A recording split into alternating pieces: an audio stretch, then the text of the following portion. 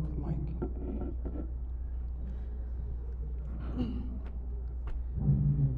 Kiska chagas quantas nigasun. Mukontutem. My spirit name is Mary. My Christian name is Mary. And my spirit name is D-Star Woman. And I come from the Loon clan. I want to make welcome each of you this morning.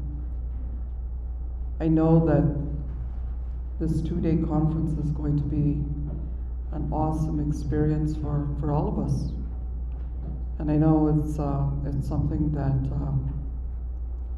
that we've been wanting to do, but we didn't know exactly when it was going to happen and where it was going to happen and how it was going to happen, until we one day went to a national Cree gathering in the Paw. This is where we ran into this young man that's going to be presenting for us over the next 2 days. But before I introduce him, I just wanted to do some housekeeping.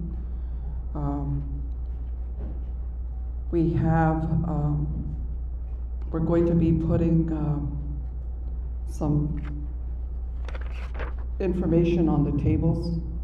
It's regarding COVID, just to be aware and mindful of your health, your well-being, making sure that you're protected, we're protected.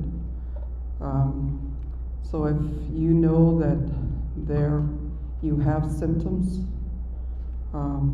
we encourage that you wear a mask, or we ask that you do the right thing and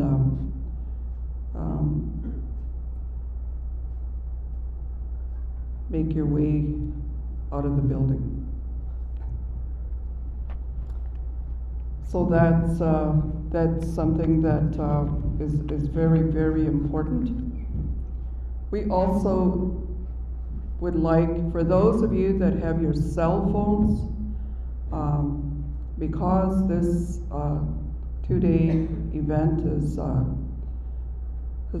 it's very, it flows very, very nicely, and so we don't want any interruptions with phones ringing.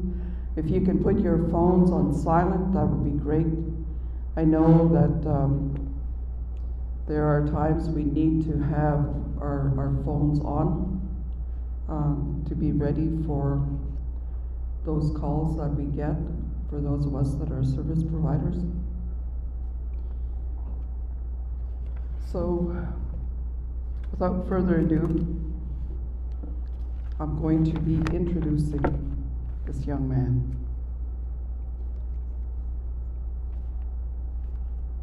So, Dwayne Lasasse, White Buffalo Man. He's a Cree language specialist, a natural music specialist, a songwriter. He's a multiple instrumentalist, entrepreneur, and knowledge seeker. Dwayne was born just south of the gathering place called Wanaskiwin, currently known as Saskatoon. I asked him about that, so he'll share. On our beloved Turtle Island during midsummer, and just over 56 times around the sun. Wow. So he's not 55, he's not 54, he's not 57. He is a registered member of Waterhen Lake First Nations and went to Buval Indian Residential School until he graduated from there. He served on council for his First Nations for 2 years. Dwayne was also tribal vice chief of the Meadow Lake Tribal Council for a period of almost 7 years, and was proud to serve the 14,000 plus First Nations members of the 5 Cree and 4 Dene bands that made up the Tribal Council. Dwayne has been speaking Plains Cree since he was old enough to stand. He attended the late Dr. Frida Ahenaku's Indigenous Language Specialist Program at the Saskatchewan Indian Cultural Center. He also loves trying many other languages from around the world. By studying other languages, he finds surprising similarities. Music has always been a big part of Dwayne's life since 1973, and was 7 years old at the time. This was when he got his first guitar. Since then, he has become a multiple instrumentalist, a multiple generic musician, a natural music specialist, and a songwriter. He grew up hearing traditional songs and music. Dwayne sings in Cree. He also sings in Spanish, Hawaiian, and English. Dwayne tunes his ukulele to the calls of nature and jams with all animals that call, howl, screech, chirp, and use natural sonar to communicate with each other. Also with this tuning, he aligns this frequency with traditional Indigenous singers throughout the world. By combining mathematics, natural music, and universal connection teachings, he has created a Cree language recovery program and a card game called We to See Win. We to See to Win. This card game promotes laughter, reconciliation, partnership, healing, and empowers entire communities. He's got a quote at the bottom of his biography. It goes as such: math, language, and music form a tight bond like braided hair within Indigenous ways of life. Remove language and music, and you can also bring a nation to its knees. Our braids were cut. Our languages were beaten out of us. Our music was outlawed. Math, like our forever spirit, returned from the universal stronghold and reunited the three. Dwayne Lasasse, White Buffalo Man, 2022. What I want to do at this point is I want to give you a summary of the workshop that's going to be held over the next 2 days. Step 1, the first workshop is the empowerment sessions. We discuss the relevance of our way of life, our songs, language, and connection to the land and to the universe. We continue by unraveling the importance of a language that was deemed unintelligible and irrelevant for the modern time. I provide hard evidence that our language is much more connected than the current institutions believe. I will reveal to the participants how I hear a different song when Crees speak in their own nations.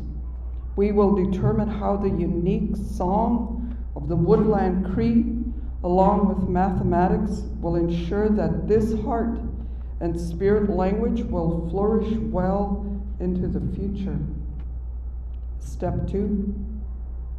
In this portion of the workshop, we will begin to work on the signature Cree language pronunciation of each region, using techniques of my own design. Participants will be introduced to a simple mathematical pattern to learn their own style of Cree, using their heart, their left hand, and all of this happens with a great degree of laughter and fun. Step 3, This is where we begin to apply the number system and wake up to a language that has been sleeping far too long. In groups, you will practice and gain strength together. You will begin to see the patterns of your language and begin to know that it is a heart and spirit language. This method of learning can be applied by local language instructors with the support of fluent elders. Videotaping all 3 sessions is highly recommended for future use with other members of your communities. I want to make welcome Dwayne Lasasse. Please make your way up.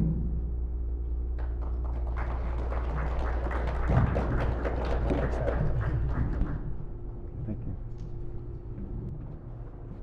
Mr. Henaskum now. Apexina peomostos. Misih kason. Sikip sa ay gani kutsi. Giupigo ya. Ya. Pasqua kutsi. Kani hiyo ya niya. Mihtit kihtayak. Ninguich muhtimaak. Daski. Steun en naast gewoon kitaski wow. Pitagotian.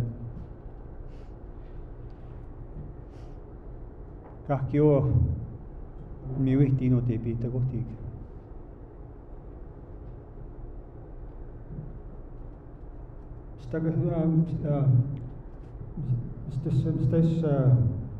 Misteo de tihikmana askomana in musitan. Oma kaitu tamanoma. Maga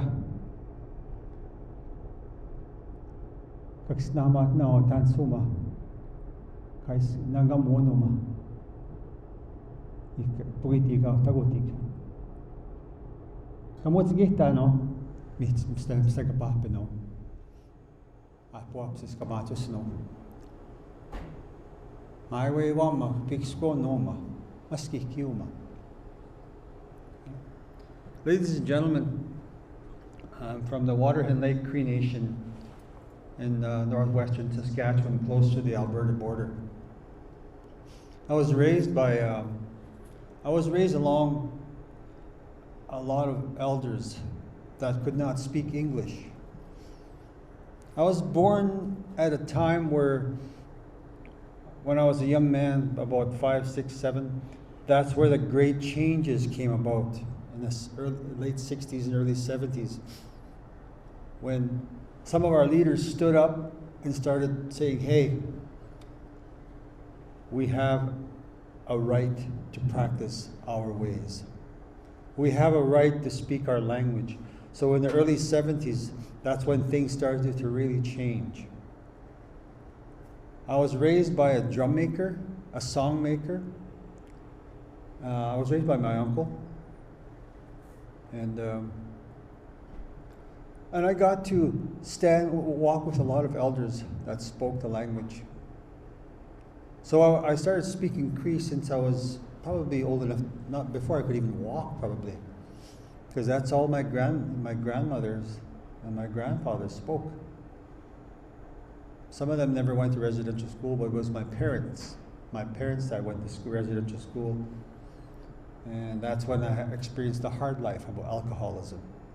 So it's been a real uphill battle to where I am today.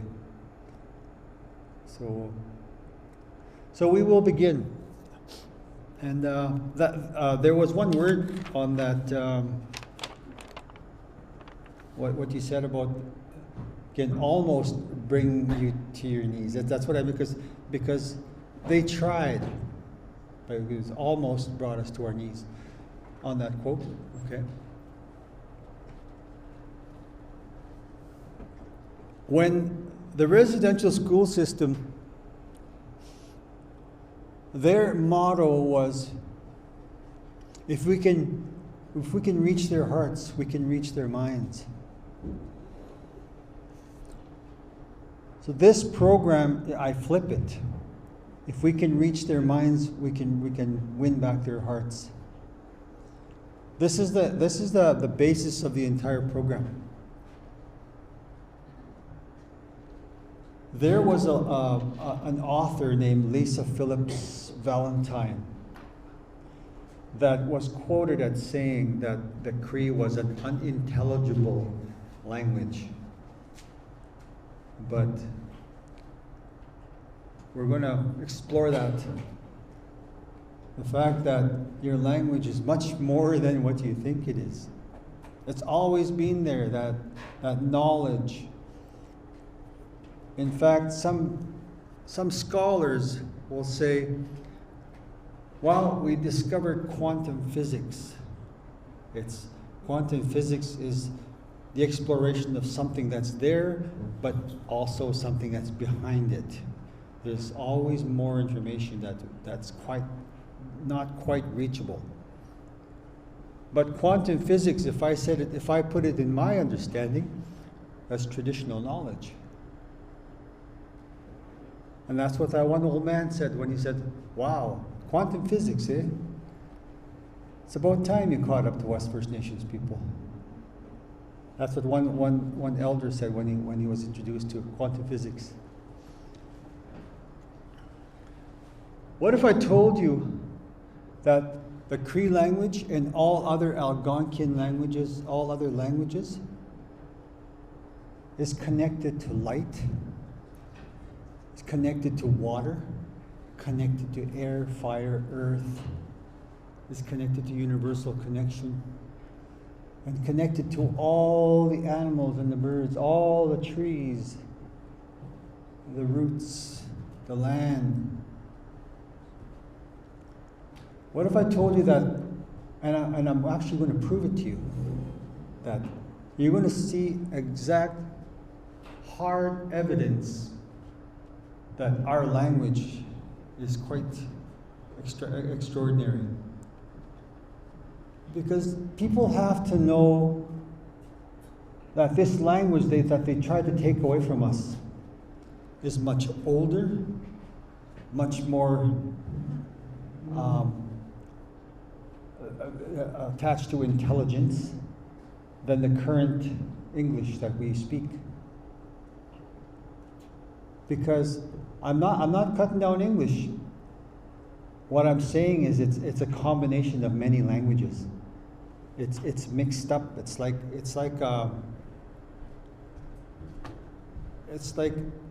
a dog trying to meow. That's what it is like. We'll explore how your Cree language, when we are humorous, the energy that comes from within your spirit when we laugh, it's much more, the laugh is much more, it actually shakes your body. It's really, really a funny way of speaking. How many people here don't speak the Cree language? Okay? You're going to be laughing by the end of this workshop at a Cree term that you are going to learn. Because I am going to describe it to a T where what you said. And we're going to break apart some of the Cree words. Some of the Cree words that you say today, those are misinterpretations. We're going to break apart some of the Cree words and what every little part means. I'll give you an example. Back home, when we're in ceremony, we don't point with our fingers, we point with our lips and say, Niti. And people laugh when I point with my lips and say Niti. But there's a reason for that. Because Niti comes from the word Nitehe. You're actually saying, when you say Niti, over there where my heart needs to be. That's what you're saying. See, there's more to the Cree language than what you hear. And we're gonna explore some of those Cree words. But that's gonna be tomorrow. For now, we're gonna work on talking about our Cree language and how important it is. Okay? So, on the table you'll see my ukulele. but I call it my Cree lele, because I go sit in the bush with that little instrument. And I'll give you the background story of why I did that. See, I played music. I played all kinds of music. I played blues, slide blues, harmonica. I played in a reggae band. I played in a rock band. I played in a country band. I played Hawaiian music, all kinds of Hawaiian music. So I met this one musician. He was a bass player, and he was a bass player for the late B.B. King. His name is Charles Taylor Jr. He's from Chicago. So I met this guy, and I was jamming with him with some other African American friends of mine. So he introduced me to this one frequency, and it's 432, and I was intrigued by it. And then he said, "This flows more than what we've been tuning our guitars." So before I start, I'm going to play a little bit of music for you.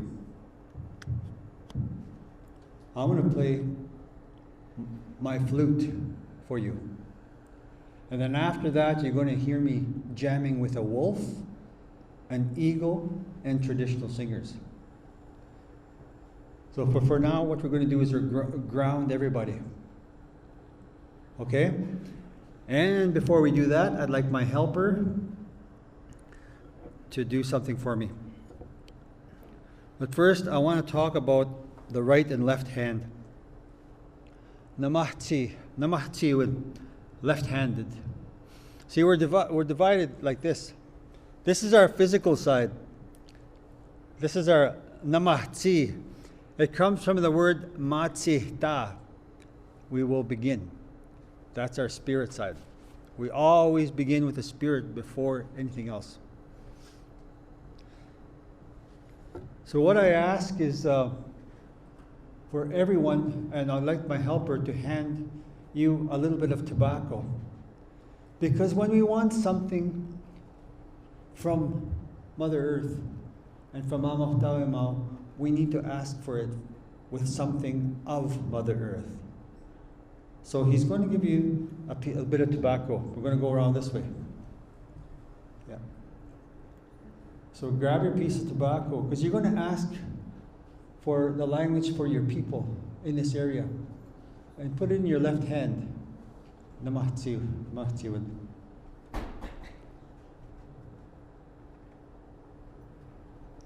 And we're going to recite something in Cree. I'll guide you. It's just a few Cree words that you're going to say, because this tobacco is like a. I was told by an elder, it's like your USB drive.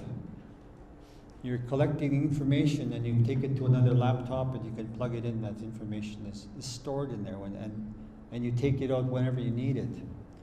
That's what this tobacco does. That information that you're learning today will come about sometime in the future when you need it.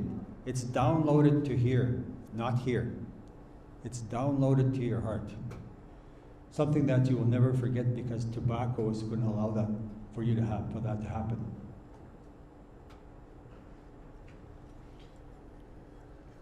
Okay, once that's passed around, we will recite this. As for the ones that are not here yet, the ones that need to get that language back, to start the process of getting that language back. Especially the ones too that understand the Cree language but can't speak it. They want to speak it, but they have no confidence in bringing out, saying the word. Okay. Sometimes it's people laugh, and when people laugh, you kind of go back. You withdraw yourself when you don't want to script. You're embarrassed. But you got to understand, sometimes when an elder laughs, that's from happiness. You gotta understand the different how that happens. Because laughing is our medicine as well too. Yeah, so okay.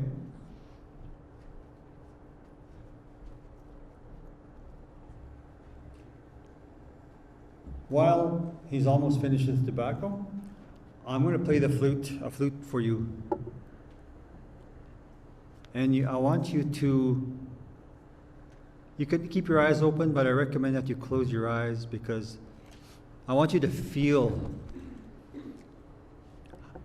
and I will explain further later about what I was doing here with this music. Okay.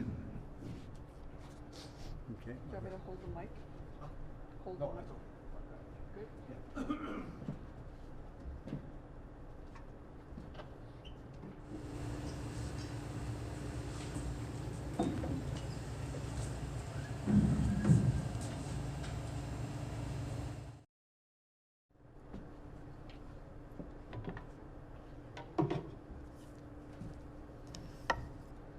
Okay, these flutes are healing flutes. They are tuned to nature. They are not tuned to the music that you hear on the radio.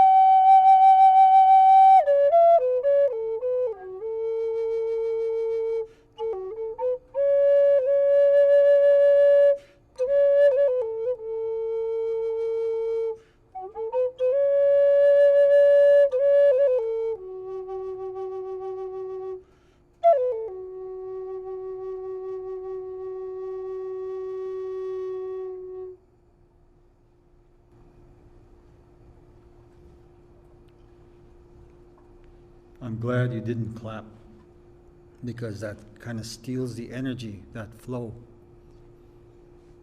You understand? All of you, I'm glad you didn't clap because some places they clap right away and it just, when you're in that zone,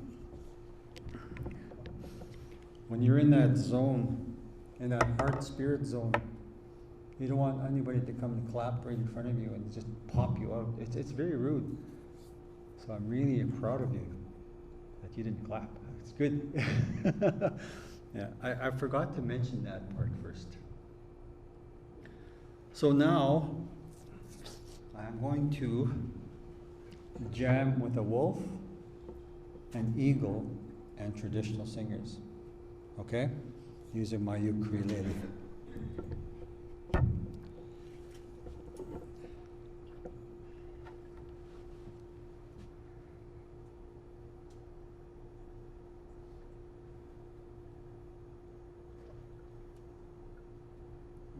where is that gallery? Right here.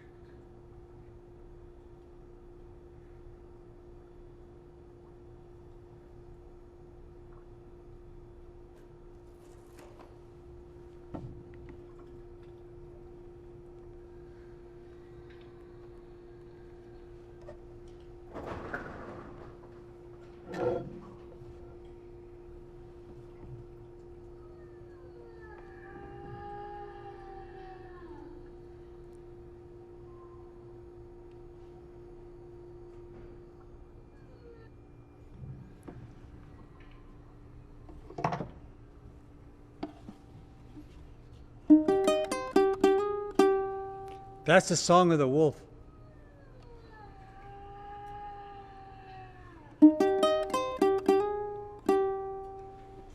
I have tuned with the wolf. Now this is the eagle in A, which is the same chord as the traditional singers.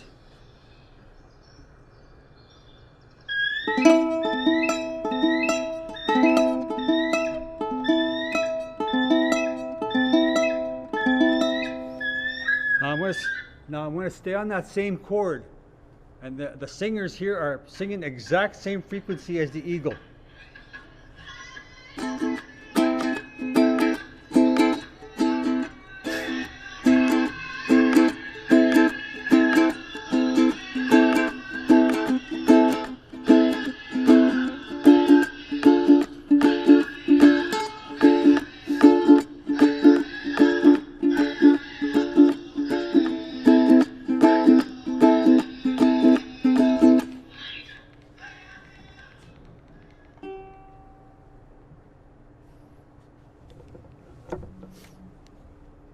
That is why our songs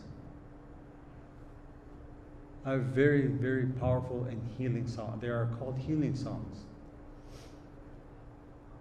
The word for song in Cree is nigamun. So that frequency you're hearing all over Mother Earth. Nigamun comes from the word nigawimun, Mother Earth's music. That's where that word comes from, nigamun. And if you want to spell that, N-I-K-A hyphenated, W-E hyphenated,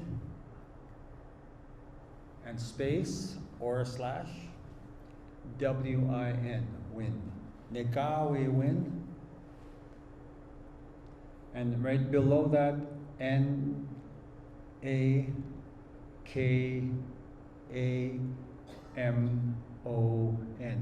Nigamun. But not only is it Mother Earth, Mother Earth's music, it's also the first lullaby you heard, even when before you were born. Because hearing is the first thing. Is the first sense you pick up. So, now that you've know that everything on this earth and in the universe, it's the universal music. Now let's talk about the universal language. Okay, write down universal language. And I'm going to come to this here.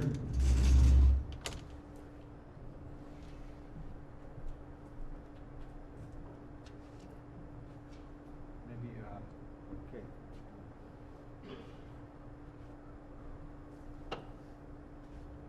Okay, Mother Earth, she's like an egg. It's no surprise that our mother is an egg.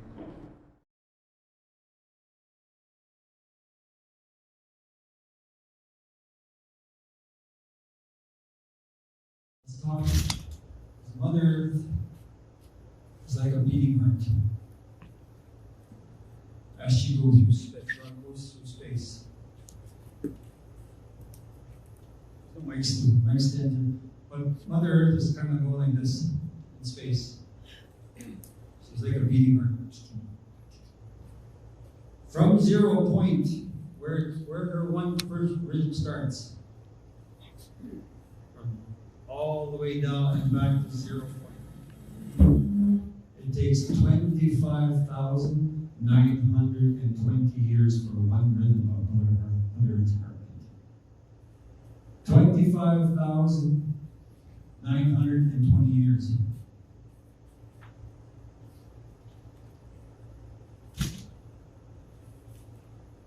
I know this is kind of thin, but I'm going to put these on the walls and for you to either take a picture of or to take back to your communities. So 25,920 years. Okay? On inside those old quartz watches is a piece of Mother Earth. Sorry for moving around a lot. I do that a lot. It's a piece of quartz crystal. Piece of Mother Earth to make sure that the clock runs in perfect 60 seconds every time. And in the math system, it's called a 1260 math system. And it goes back to Sumerian times. But it's not only that. It was within our culture as well. It was in our way of life, in our language, that 1260. And I'll show you why. So what we're going to do is we're going to divide this by 12 and 60. And those two numbers are going to be very, very significant. Okay? So we're going to divide it by 12 first. The two numbers that are associated with our language. Okay? So you're going to get 2,160 when you divide it by 12. And when you divide 25,920 years by 60, you get 4, 3, 2. So that 432 is what you heard in that flute. My flute are tuned to 432 hertz, or cycles per second. And how you measure that, if you don't understand the music, I'll show you.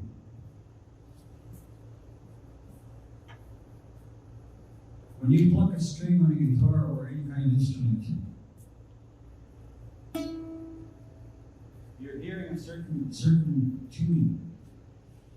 So that string is going to vibrate 432 times a second. And when you tune it higher, you get to the Munyo tuning, which is 440.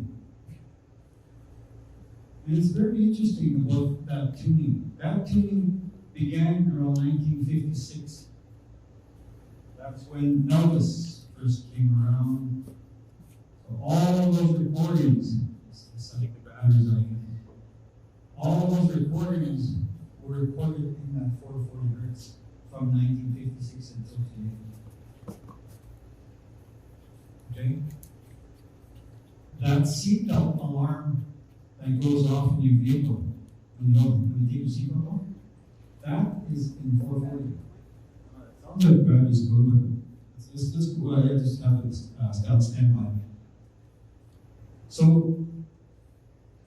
the seatbelt alarm, but not only that, the alarm in your microwave also is in 440. Your cell phone that rings is in 440. Everything that's in that it's called, they put it pretty much all over the world. That's the frequency to record everything. So what happens when you have your young people, when they don't want to listen to, they put their headphones on and they listen to the music? I'll show you what happens. We are really fine-tuned spiritual beings. Okay?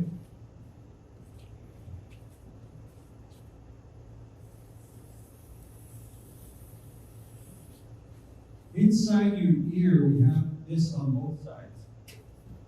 It's a shape of a shell. We call this the cochlea. That piece of your human anatomy is matched with this frequency here.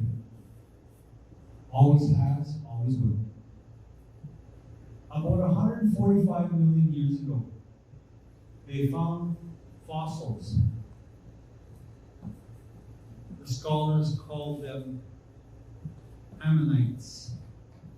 They had a shape, and they had little ridges all along here. 144 million year old fossil. So that harmonic wave has always been there. Right from when time first began, the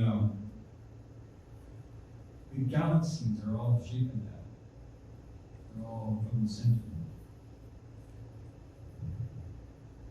The seashells, some of the animals, some of the sea creatures have this shape. It's the most perfect shape there is. And that's I'm going to talk about what the mathematics, just bear with me here. So what we'll do is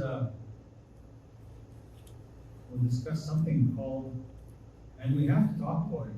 It's called the Fibonacci scale, but that's just a name. But it's always been there. So how it starts is right from 0 and 1. 0 plus 1 is 1. 1 plus 1 is 2.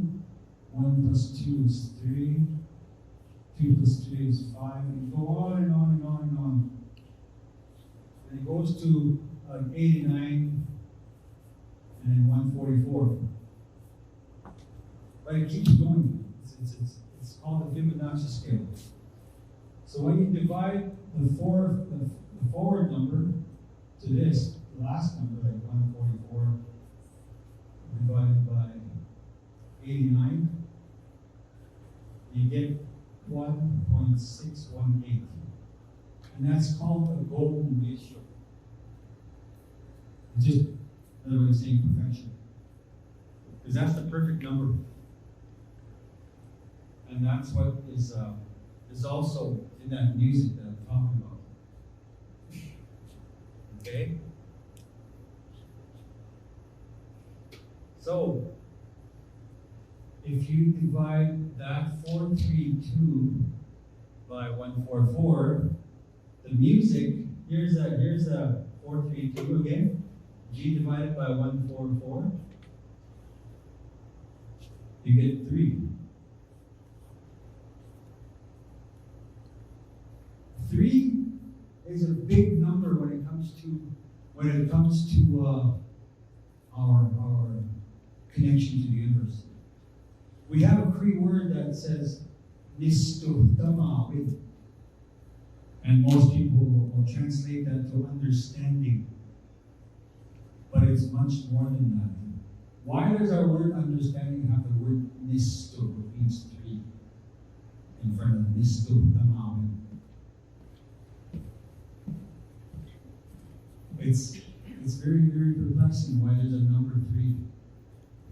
But here's one way of doing this. So, like I said, Mother Earth is like an egg. We're going to turn her into a ball using a mathematical, it's a simple math.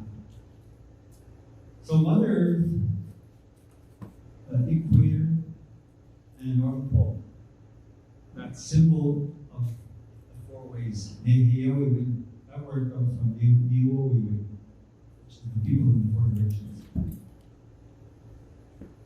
So I took those 2 miles, and I added those 2, and I divided it by 2 to get the average diameter of Mother Earth in miles. So I turned Mother Earth into a ball, and her diameter became becomes 7,912.93 miles.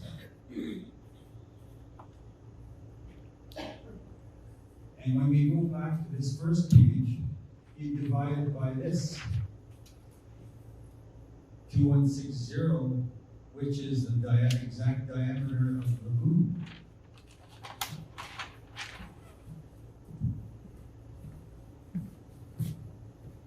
Which is 2160. So the answer you get, and think of that word, Nistuktamawin. The answer you get is 3.66339.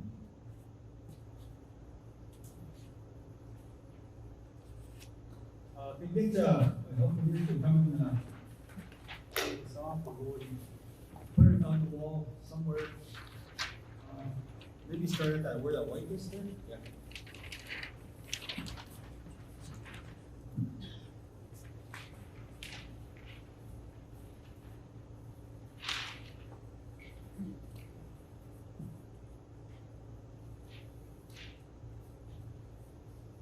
Okay, if you notice, 3.66339, there's 1 9, 2 6s, and 3 3s.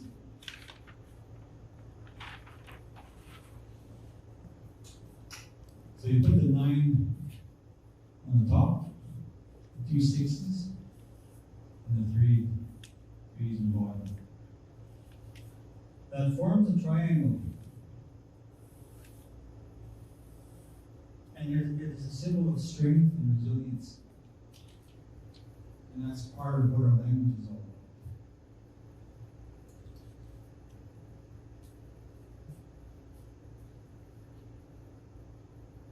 about. Mathematics is a language of the universe.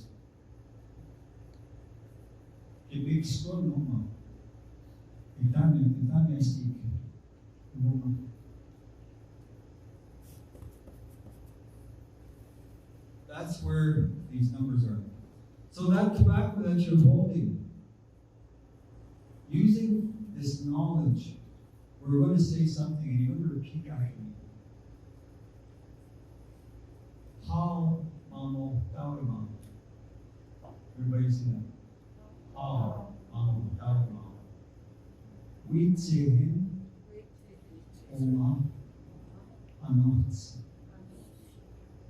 Kawe Egisquelu Ogituya Uta Itaskina. Iwa Umangala Iwa Takio Oasisa.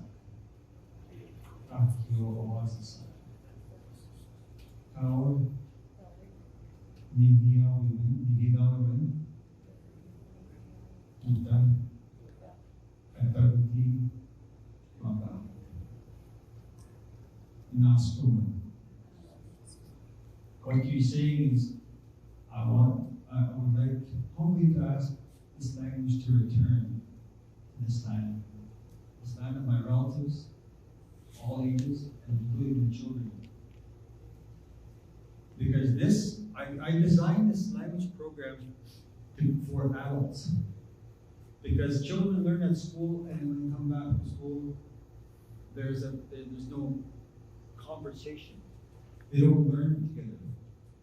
But I designed this for 60 school and residential school, so that there will be no communication breakdown.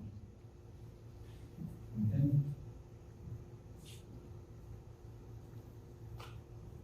So let's talk about this strength and resilience now.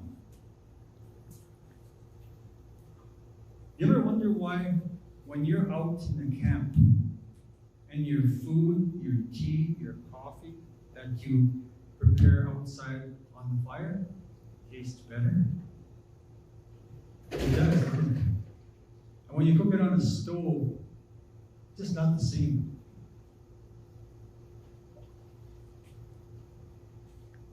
Let's talk about this Tamawan, a triangle. The earth, Mother Earth, the mountains are that shape. that's one element. And they break down and they become soil and life continues.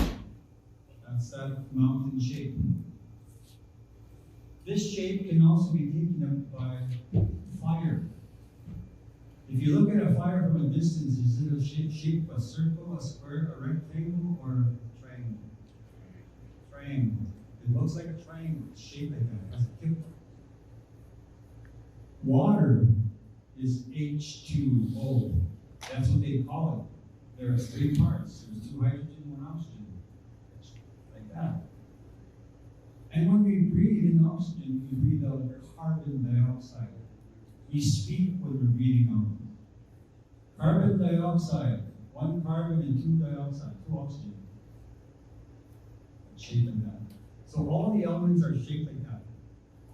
That's why when you cook and an open fire, the spirit of that fire, that water, and that air, and that earth becomes, and that moose meat that you have.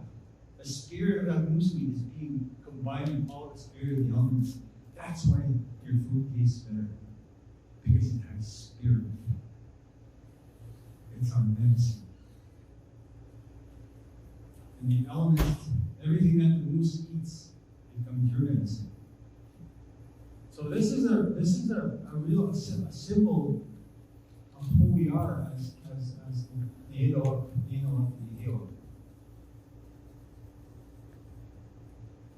Our language is very special.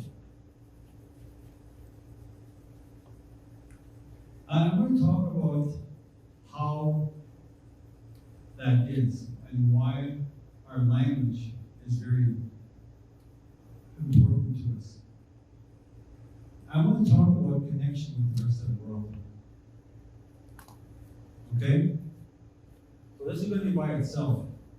And I'm going to put the word Mr. Tamawan. And I'll get my friend to come take these too.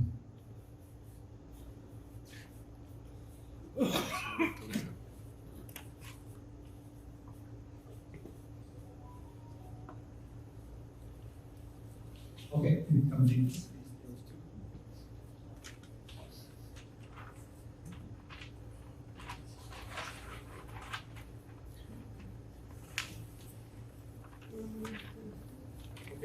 Okay, remind me, where was I when it's on my last one here?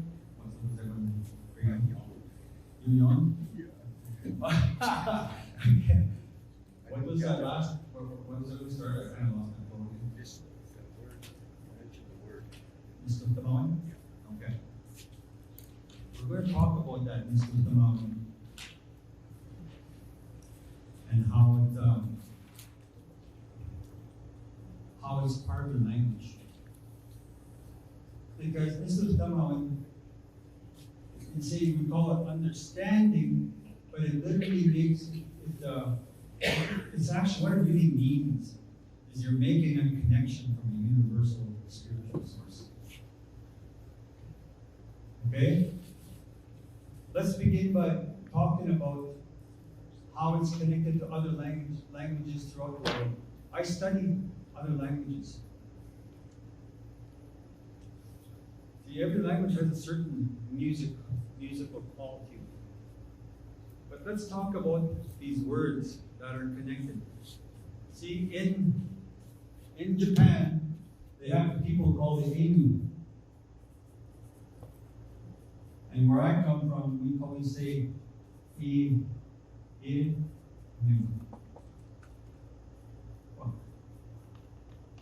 Now, why is that name the same? Inu, Inu. Their word for, and this is Japan. This is a Japanese word for livelihood. So here's, I'll put livelihood here.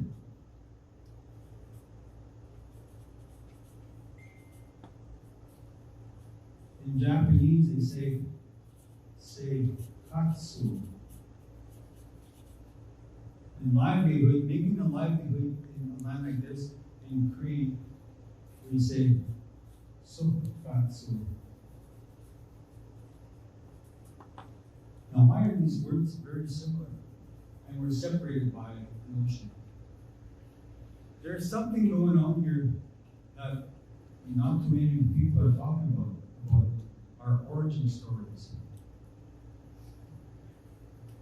In Cree, we say "Paguni-ki-sik" for our star connection. And in Japanese, they have a word for that too. It's called, they say Subaru. Yeah, it's a car. Subaru. It has 6 stars on it, and the 2nd star is invisible.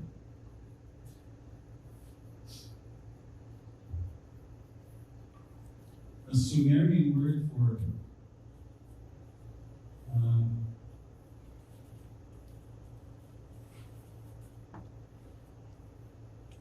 for me or I is ni. And for Cree, we say nila or nia.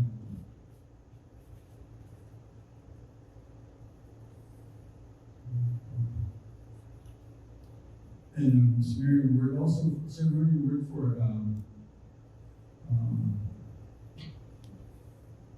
earth is ki, and we say aski.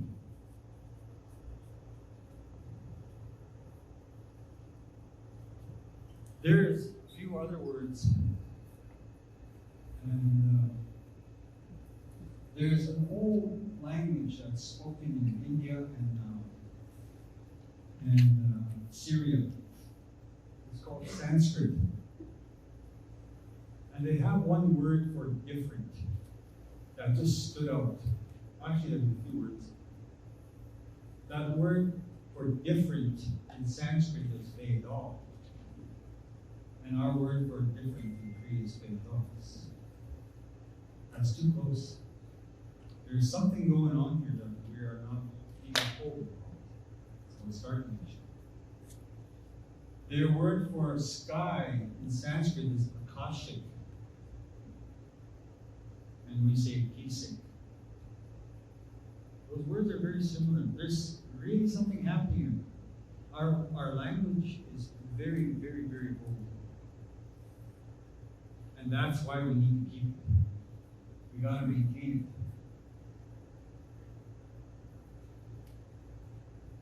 Our language is adaptable. Well into the future. We can make up new words because it's highly descriptive. Let's take the example of a smartphone.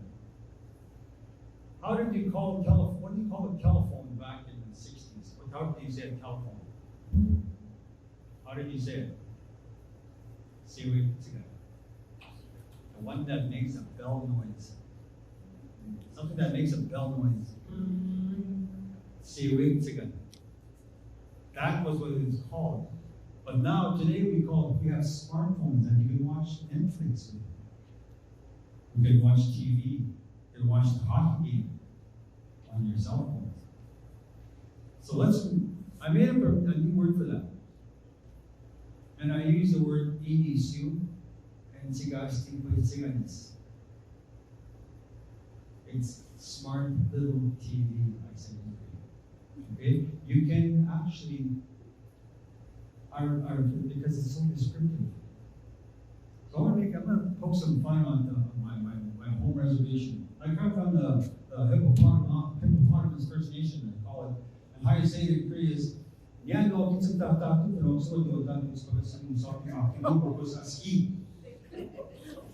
what I said was, animal that's in excess of 5,000 pounds, lives in the water, has thick skin, has 2 very, very big teeth, has a wide mouth and those big teeth. That's what I described. So our language is very descriptive, and it makes you kind of chuckle when you say that hippopotamus in Cree. So you're going to learn that in the TH dialect. Okay? We're going to learn how to say that. We break it apart. Okay? Okay. I'll get this, my partner from myself. I'm going to show you really quick how I teach Cree. Okay? If you can count to 5, you can learn Cree. That's how, how many people have heard the term Oh, it's so hard to learn Cree. How many people have heard that? A lot of people say you say that, but you start to believe it.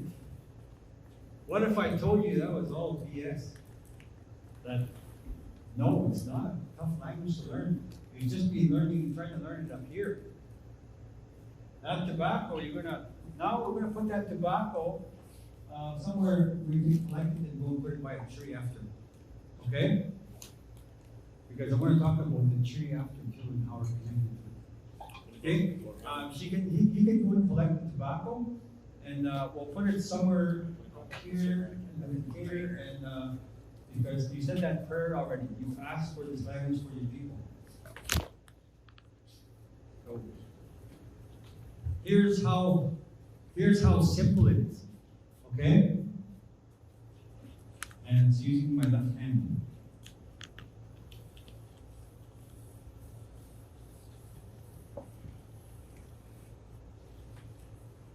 So you go 1, 2, 3, 4, 5. So your pinky is number 1, your ring finger is number 2, your middle finger is number 3, your index is 4, and your thumb is 5. So I want you to draw this, and then what we're going to do is we're going to draw a line right down the middle. Like that.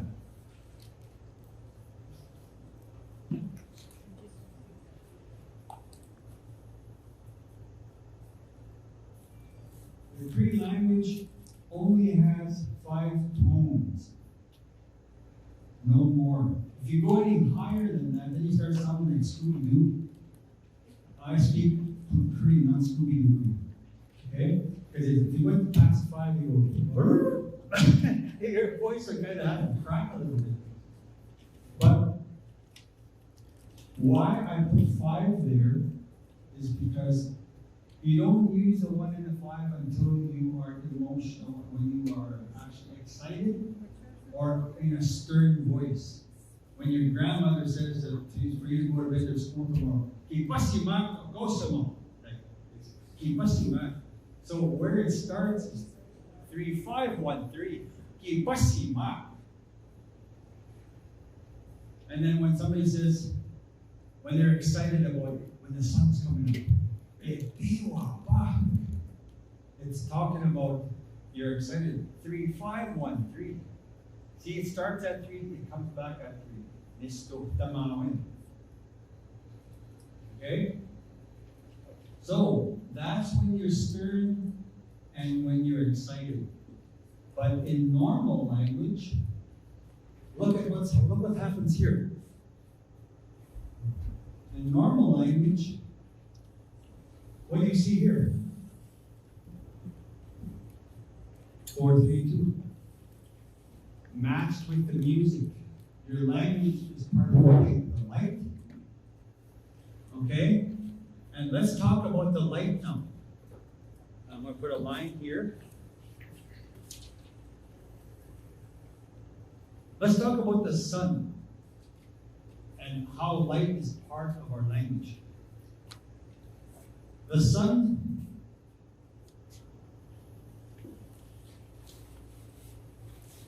from the center is called radius. From the center to the edge of the sun. So that radius, I'll write it down, is 432 450 miles. So the sun's radius is 432 450 miles. Remember what I talked about when you have information, you know something that, okay, the sun is 432, it's matched with our music and our speech. But there's more to it. Remember that calculation? 3.66339? 3, 6, and a 9? When you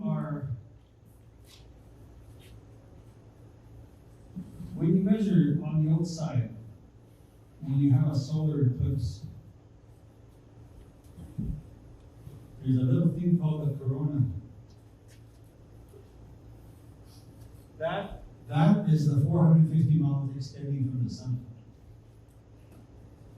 And when you add those two together, 4 plus 5 is 9.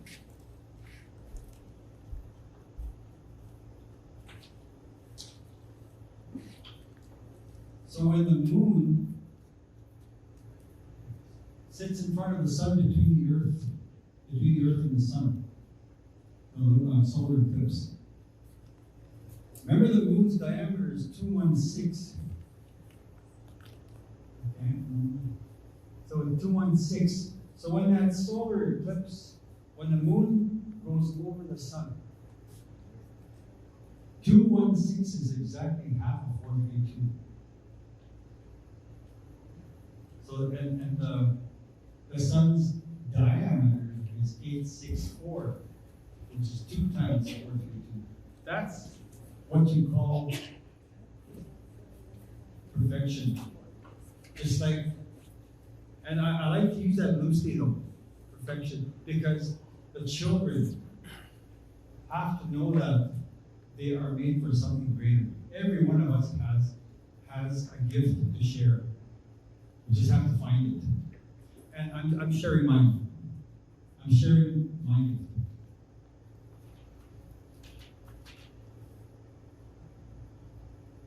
A lot of things that happen to me is about vision.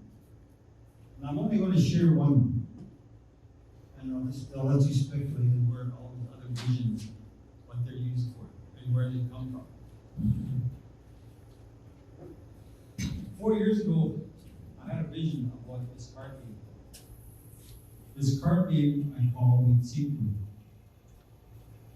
It has 3 white buffalo. It has 6 buffalo, 9 eagles, 9 ravens. I'll write this down after.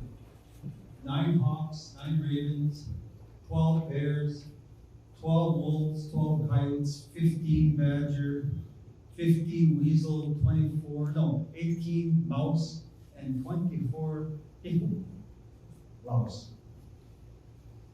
The reason why I put louses in there because that's what that promotes laughter. And that was shown. Because when you get 3 louse in the game called Mistupo. When you get 3 louse, I call it a full louse. So, and how you break that tie is very, very funny. Because there's eagles, hawks, and ravens. When 2 people get a tie, you're flipping cards. So the first one that gets flipped the bird is the winner. That is this also helps with mathematics. And all those animals have virtues that teach us, like the badgers, determination, and all the other things. So that's one of the visions that I received to help others. So we'll get my friend to. Well, no, we'll just keep this up here for a while. That's right, okay? We're going to show you what and we'll say a Cree word, a longer word. E bina do it. E bina do it. He or she come to the doctor. I'll write it down. Okay.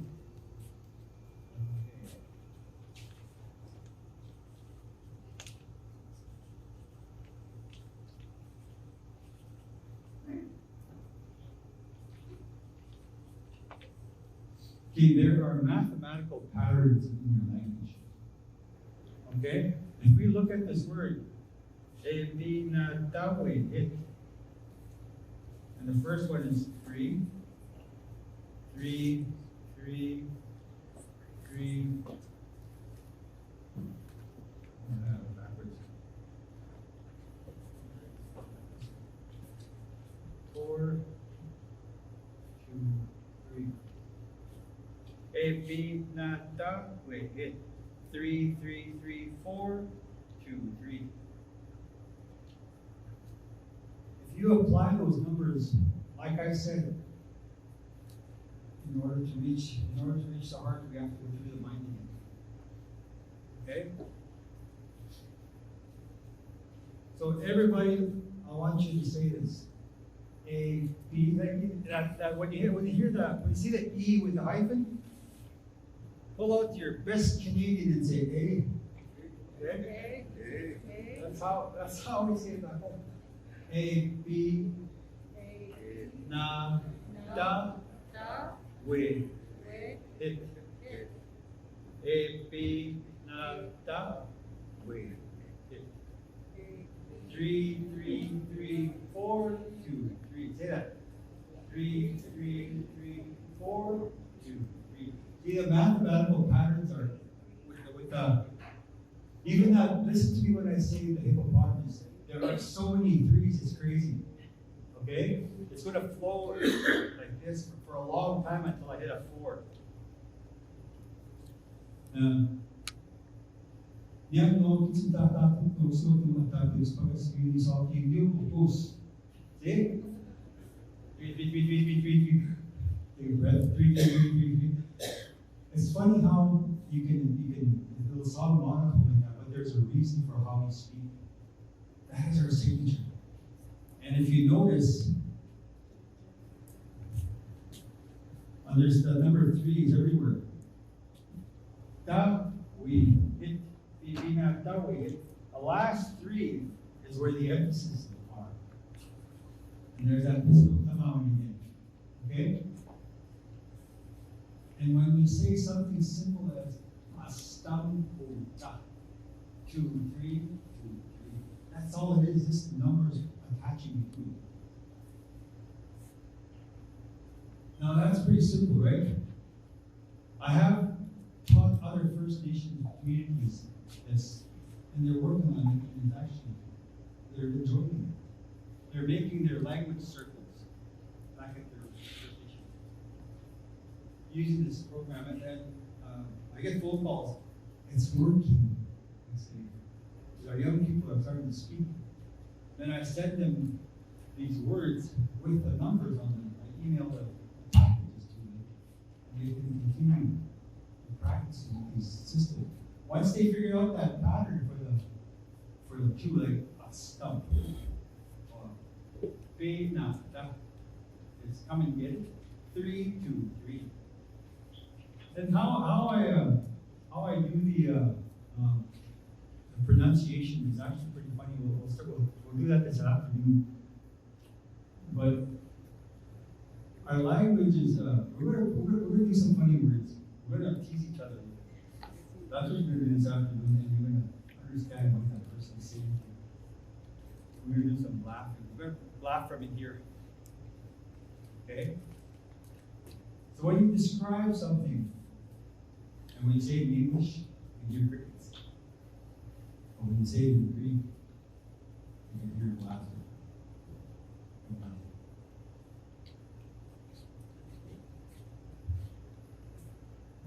Okay, you can take this.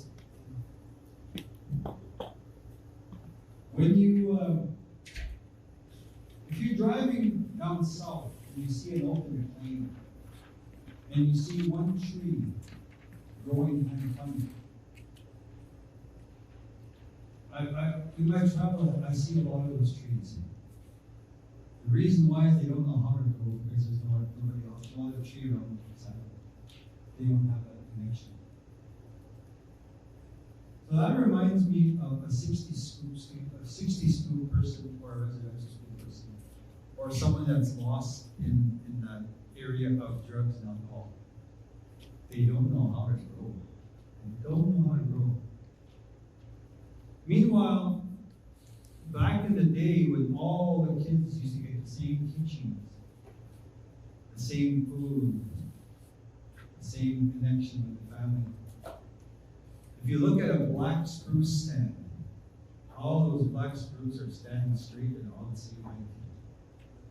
Because they get the same amount of snow, the same amount of rain, the same amount of wind, the same amount of, the same soil structure, and the same everything. They get everything the same, and they all grow the same. That's pretty much what we're doing here. We're gathering this information for our young ones to learn together. But let's go back to that single tree that's forgetting forgot how to grow. There is hope for that person because that person's roots are within Mother Earth. And they'll always find a connection with their roots. They'll come back, they'll search it out eventually. Some people get stuck and I'm sorry to say they lose their lives.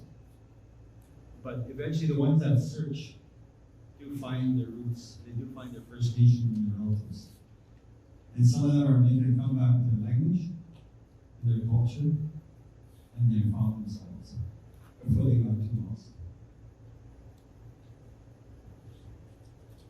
Okay, so it's kind of like, so the roots are down here.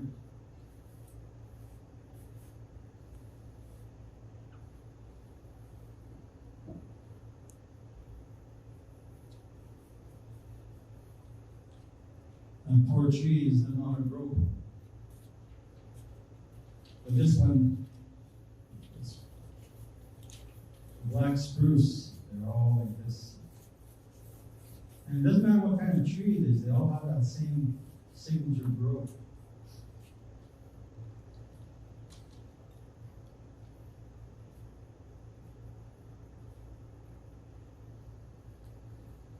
Remember I talked about also the power of the words. When I said Niki, pointing with my lips. There are words that are used today that, okay, that's what that means. They're good with that. The word pimoti, people say that means walk. But when you take apart that word, it has the word utege. It means another person's heart. Pimoti literally means you're walking for the purpose of another person's heart. So you have to really understand what the word and what that word really means. Like, take the word spot. There's two words in there. Espime and boa. Espime means from the high, from up above, and boa or boa, that's a dream or you're in a higher realm. Because pipe, when you say we're going to smoke a pipe, that is an English term for just a pipe with a hole in it. It doesn't mean much when you say it in English. It's just like when we say the word matutsan. Oh, it's sweat lodge. Okay. But the word actually really means, that's a word, matut, is crying. That's where we share ourselves. That's where so there's a lot to some of the words, they mean more than what you're hearing. Negaski. Okay? So it's just telling you about let's write these words down. I think we're done with this one. Yeah. We'll put another.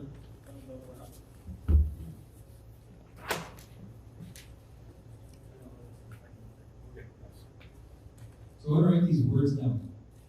But the words correspond, let's keep that. Okay?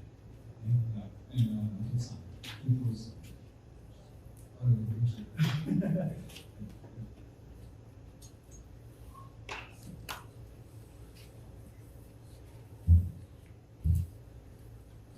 So the word negaskiti, will say I am lonely. But it has the word tite. It actually means I miss your heart and my heart-to-heart interaction with you. Negaskiti does not mean lonely. It's because we're heart people and we connect to our hearts. Okay?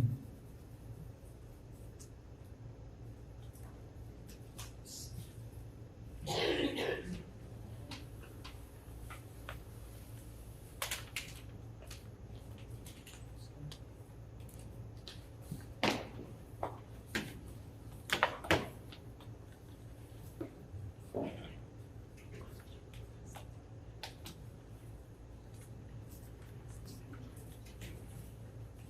time is it going to be?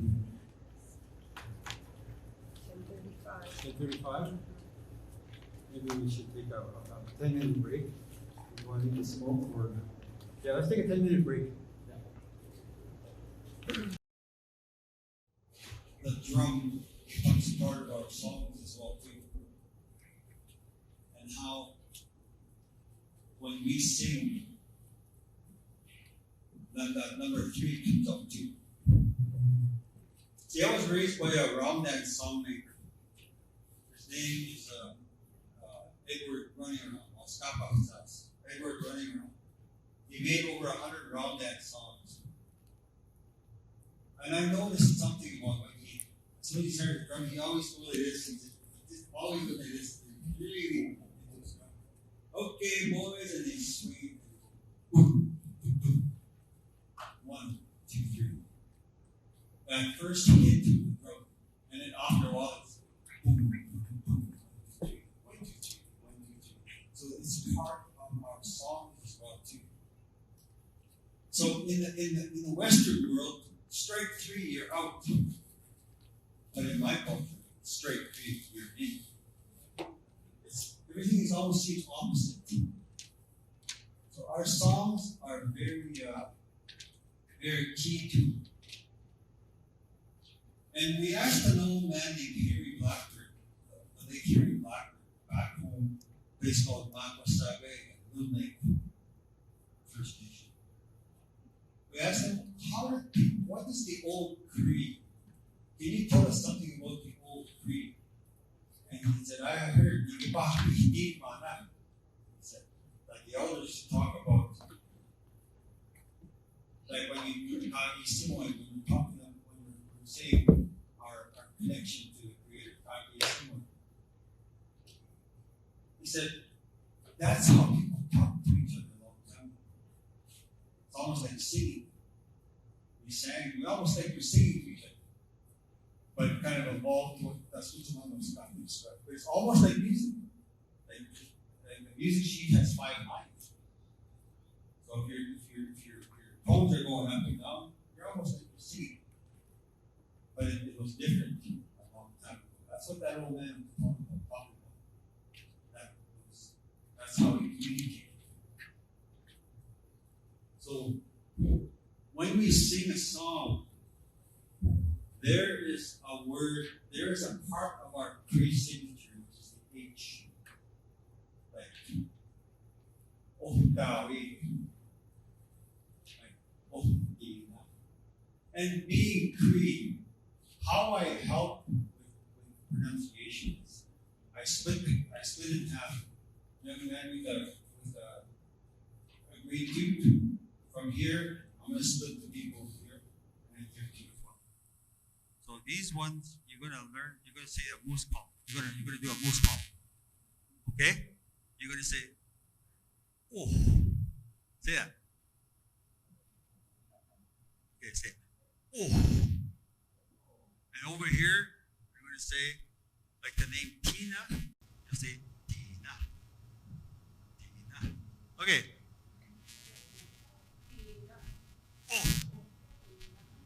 Okay, that's the word you hear when you hear the old man at Sweat Lodge. Oh, Tina! They throw the flap right open. So you're saying, open it. So that word is you're opening something. That is a symbolic word for something is opening today. Your heart and your spirit is going to go open because you're learning from here, not from here like English. We say attack, big squirrel. We say mitehe, big squirrel. Heart, spirit language. So, and when that H is very prominent in their language, even in Kagi Simwan, if you ever notice the elders when they start saying a prayer, they say ha mamo like that. H is pushing it out, eh? So there's something happening with our language.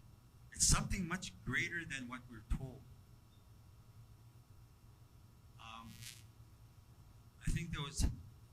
mentioned it already, but I want to mention it again about the Lisa Phillips Valentine. She's an author. She wrote a book on and I want to read that to you. Where's my phone? Oh yes, charging. I'll get it after. But anyway, that's the one that said that our language is unintelligible. And this is fairly recent. This is 1995. That our language is unintelligible. She doesn't know who we are. We know who they are, but they don't know who we are. They don't know that our language is connected to the universe. But they will soon find out. Because this information is going out there. My buddies and I are planning on writing a book about this. So nobody else can copyright what we're sharing. The world has to know that our languages are much bigger, much older, far older than this English language that's less than 500 years old. Because it has evolved from other languages. It has Latin, it has German, it has French, Greek, Spanish. All those languages are within one language to make a language of commerce. A language that has loopholes and ways to get around to get to what they want. It's a language of commerce. And our language is a language of the heart and spirit. Their language, our language. That's why because I used to work at SICC. I was a cultural coordinator there at Saskatchewan Indian Culture College. And all the stuff that were being pumped out was from here, this style. And it was not working. That's why I had to design something. And all the stuff that I've learned in the past, all my music knowledge. I've been playing music for 49 years. I play all kinds of music. And my understanding of the drum and the ceremonies. We still have our ceremonies on our First Nation.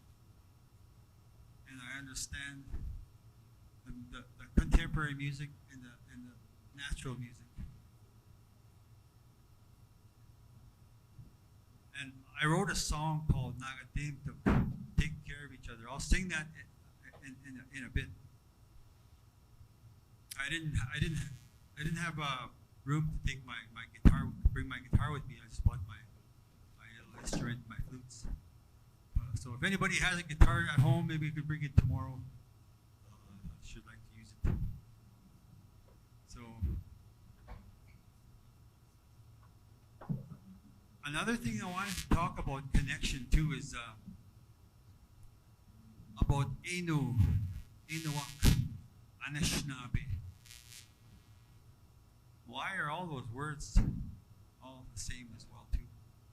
Okay, I want to look at. I'm going to go down here and put these lines here.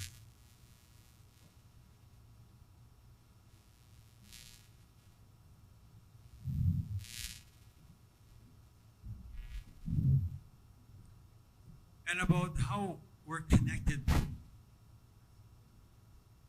in Cuba.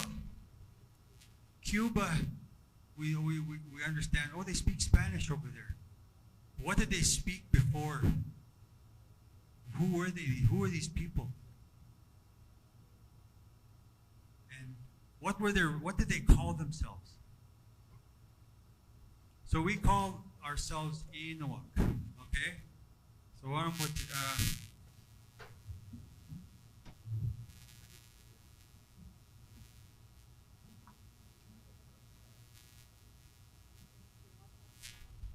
what's that? Oh, yeah. This part up there. Oh, yeah. No, that's good here. As long as it's on this wall here, it should be fine. Yeah. Is there a screen? Yeah, that would be nice. But we can't, we'll have to take. It would just have to be like on that second table. Maybe. The second table? Let's try that, yeah. Okay. Yeah. Just carry it.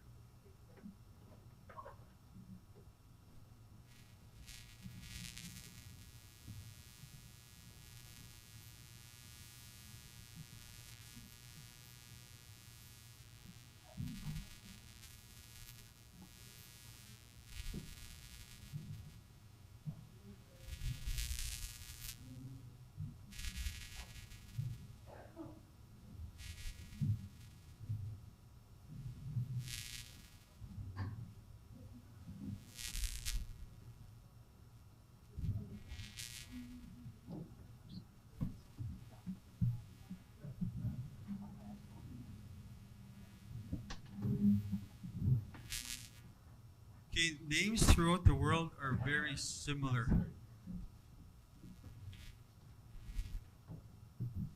Inuak. That's us. Inuit. The Inu. And in the Polynesian world, like Hawaiians, Maoris, the Marquesas, Ena, Na'a. And in Cuba, they say Arawak. And if you know that our relatives from the east, they are our dialect. They say, if I say Nia, you say Nida, they say Nira. So there is a connection. If you change that to an N, it'd be Enoch. So there is a connection. Doesn't matter where you're at.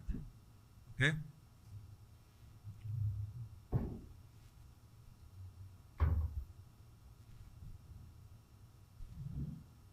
So everybody talks about creation stories. Everyone talks about the star stories. Anybody know who Wilfred Buck is? Wilfred Buck, yeah. He talks about some of those stories. I touch upon the music part of it. He touches upon the star stories.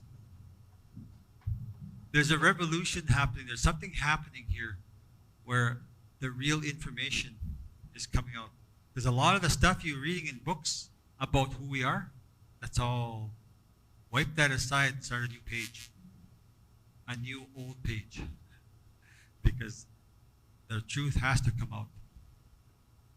They're trying to say we come across the Bering Strait. That's probably wrong. I would say so. If you take the creation stories and match them up with the world creation stories. The Dakota people have the same origin story, creation story as we do. They say, we chakpe oyate, when we say, pagunikisik. The Hawaiians, the Polynesians, they say, makali'i. They have the same story. The Mayans, Aztec people, they have the same story.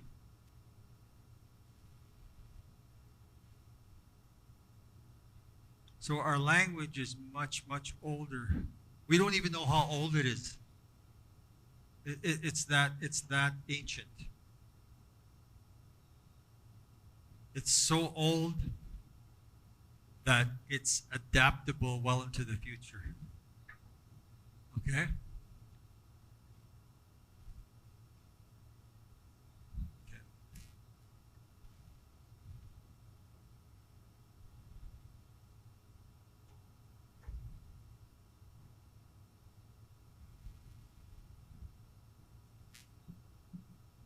When we speak, I don't know once again, I don't know what that is there. Oh, that's from that. When we speak from our hearts and we speak through our tongue, that word is the same, meddehe, and your tongue is meddeani. Why are the same word? Because that's where it flows from. Your language from it's meddehe, meddeani. The dene, they say, sedje, setu. That is why we are able to laugh really hard, because that's where it comes from. When we say words, when we tease each other, we talk about, we can compare one word to a baboon. A baboon has no hair on its butt. So, Paskutjis, when we say to our it's funny. It means bare butt in Cree. But when we tease each other, Paskutjis, like I remember when we used to tease each other when we were kids. But that's language that's acceptable. But in the English word, it's not funny.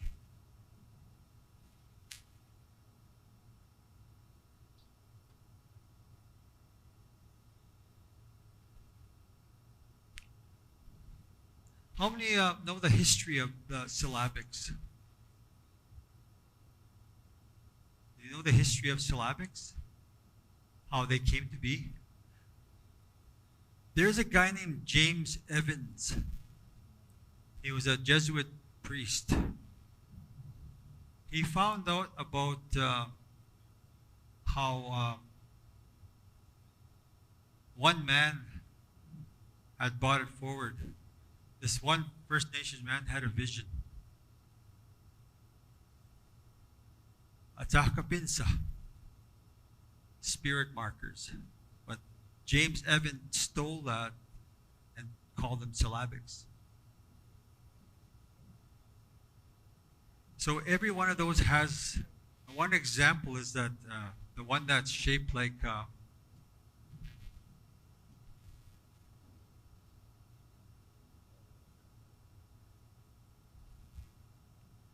think that's the Y part. And notice the ladies sit like that when they're sitting like that, and we cross, men cross their legs. See, it's like spirit. They're spirit markers. Okay. Oh, that's even better. Yeah.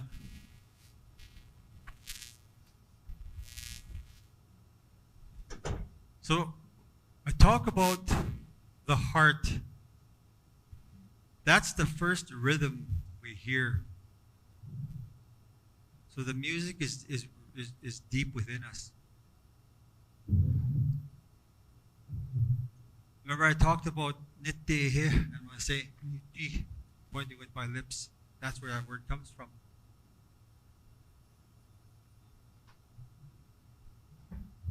And pimohti, the bottom one, another person's heart. Uti, pimohti, utihe.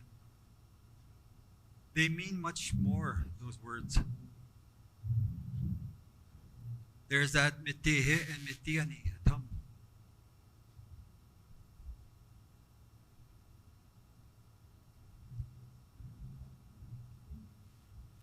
you remember I talked about the strength, that triangle? Around here, you probably find them. How many people talk about mistapio? You know who mistapio is, or what mistapio is it? Sasquatch? We call him mistapio. And when you're walking where tapio was, you'll find trees like this. They're wrapped. They're really tight. It's really hard to break them apart. That's a sign of Mistapio trying to communicate with you. To take care of Earth. Take care of Mother Earth. People talk about Mistapio in a spiritual way as well too. But he interacts with us sometimes. People see him, and people see him for a reason. My friend William Ratfoot, he has gone to Cranbrook, and they're picking medicines. And every time they go there, there's a bear that comes there and just sleeps by the fire and takes care of them. Every year that bear comes there. And that bear would sleep there, and he'd lift his head up, look at them, and then he'd go back to sleep. So they felt protected. Those old people. These are like really elderly people. They're still going to the mountains to get their medicines. So as he was picking his medicine, this William Ratwood, I love sweating with him. It's wonderful to sweat with people that are so well connected.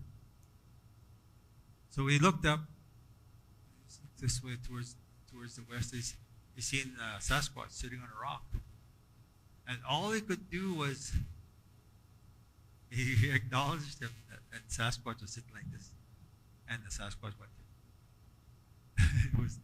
it was an acknowledgement of, yes, that's how you use the land, and then he was gone.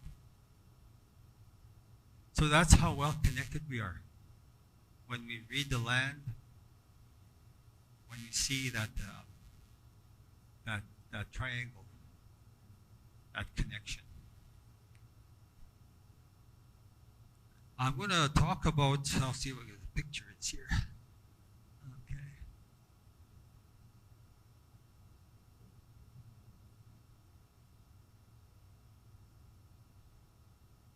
There's that picture I meant to talk about. Remember that tree we're talking about? That's growing kind of funny on the field there? And then the children all growing the same. And there's that black spruce stand I talk about.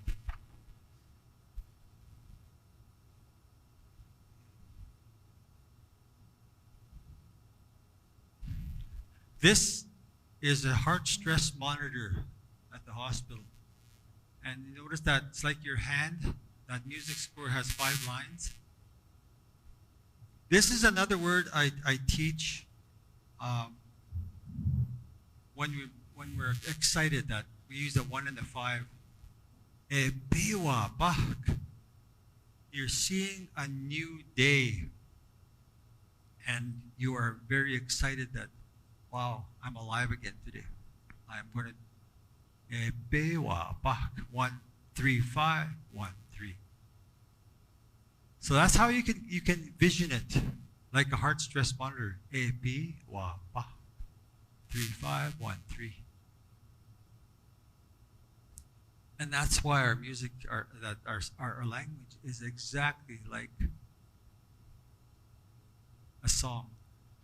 I taught this one lady in Saddle Lake, Alberta. She was a 60 scoop student.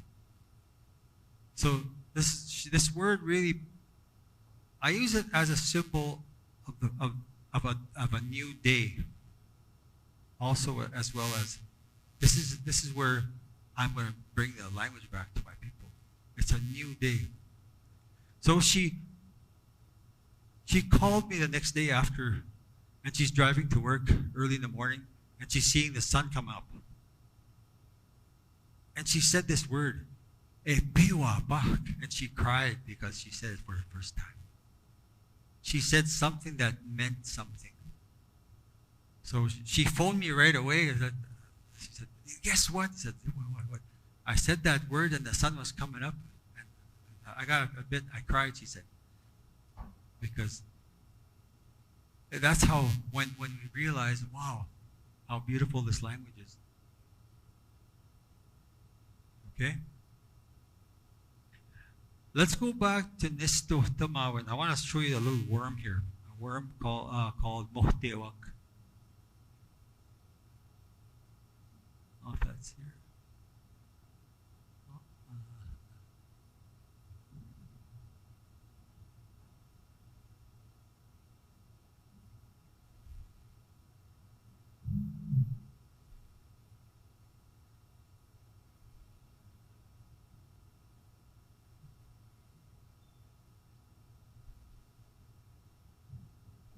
Can't find that picture.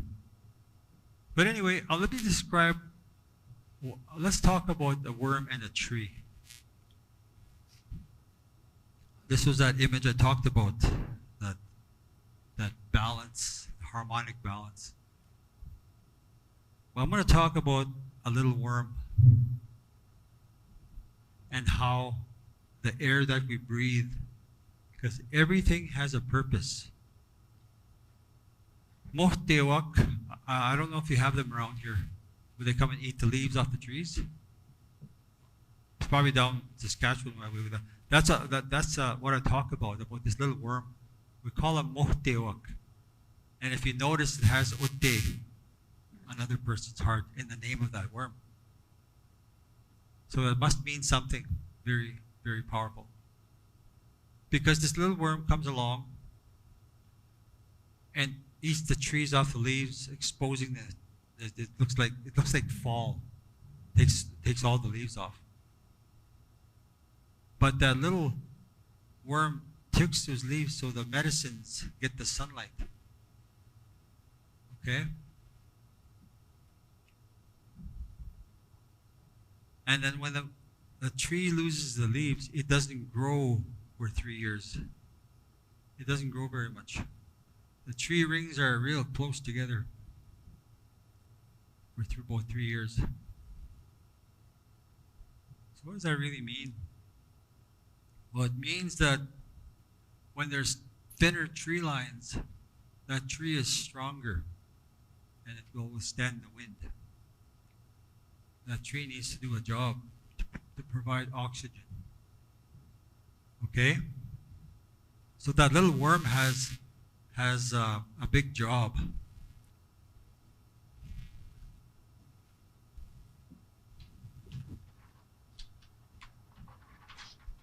That little worm, and when we talk about that istutamawan, on the back of that little worm, there's 9 human footprints on it.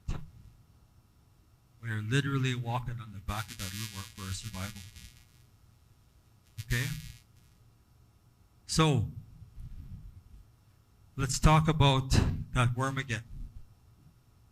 So that light that that comes from the sun. Remember I talked about how light and language are connected?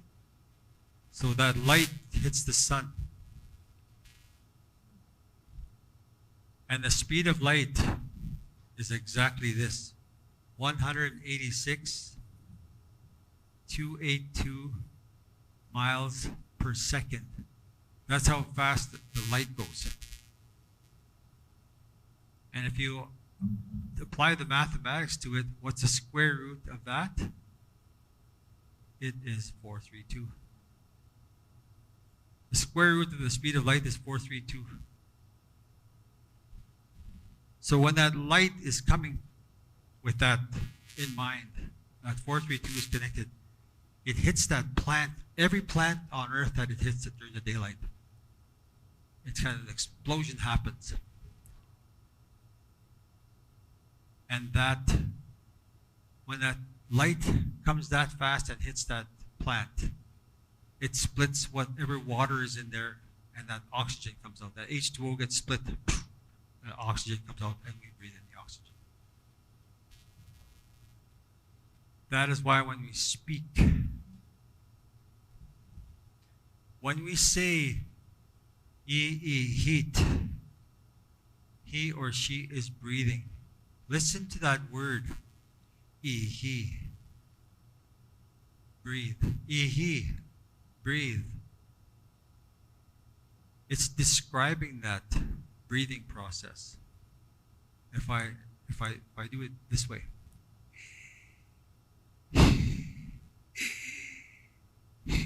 That's describing the breathing process. And that's why that when we breathe out, we're actually giving back that life-giving stuff to the tree, the carbon dioxide. So that little worm has a big job. So everything is connected to our language, the land. Imagine that, it all started off with a little worm. And everything has a job. That's why we're all connected. The wolf, we learn from the wolf.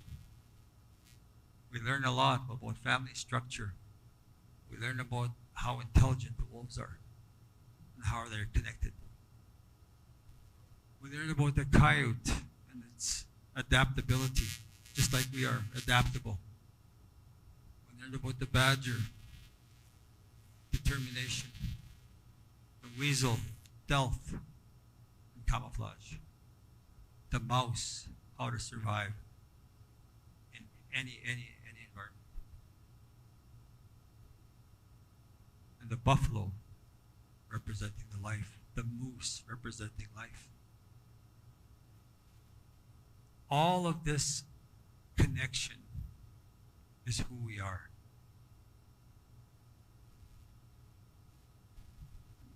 Okay. If you notice that on this next page here,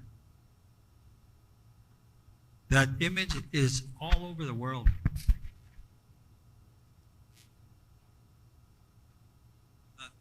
That one on the bottom right is from Germany. The one on the left bottom is Cusco. And the one on the top is, one of them is Utah. But the tail of that snake also has that image as well too. Like these are very, very old images of that spiral of how our people understood the balance and harmony of everything.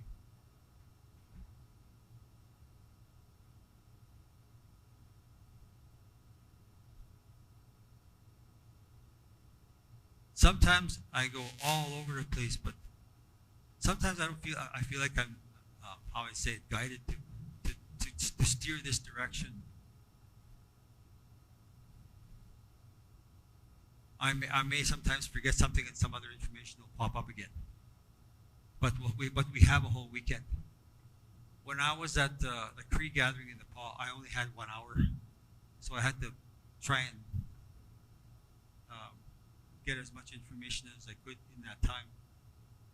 But I guess I put the right information in because Mary said, "You got to come over here." So that's why I'm here now. When my grandfather used to say, "May mistakes kita man, magagags kita man kagsnahmaga." I don't know much, but I will teach what I know.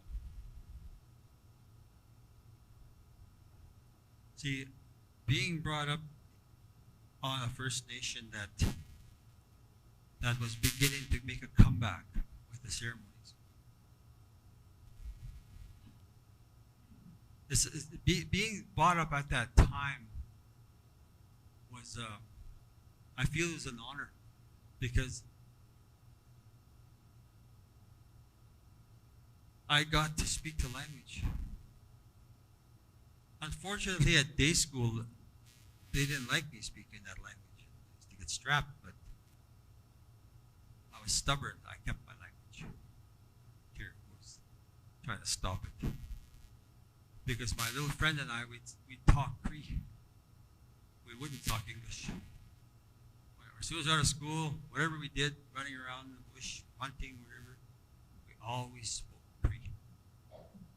And we kept it alive like that. And the old people that didn't know how to speak English, I thank those ones. Because they didn't understand English, and here we are as little boys coming along and communicating with them. That was special to me and the people my age. A lot of people my age from my reserve, like we grew up speaking that Cree. Didn't matter in the day school. No matter what anybody said, we kept it up. So this combination of music, this combination of,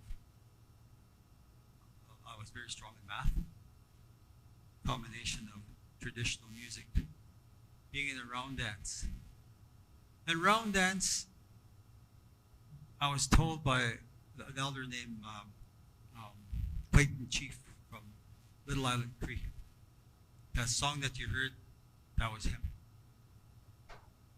He said these songs are healing songs. So when that drum is hit, boom, it's kind of like dropping a rock on a very calm lake. It just ripples right through. And when those songs are being sung from the heart, and I've been all over the world. I've been to Germany, I've been to Norway, I've been to Hawaii, I've been to Alaska. I went all over. And everywhere I went, I took my ukulele with me. And when I heard traditional singers sing, I'd reach in there in my ukulele and go pluck the string in. Because I've been playing music for so long, I know if they were singing in that 4/3/2.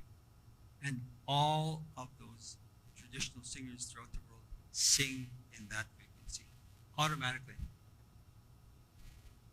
In fact, when the babies heard their mother's lullabies, I'm almost certain and I guarantee that that frequency is also 4/3/2. That's that connection.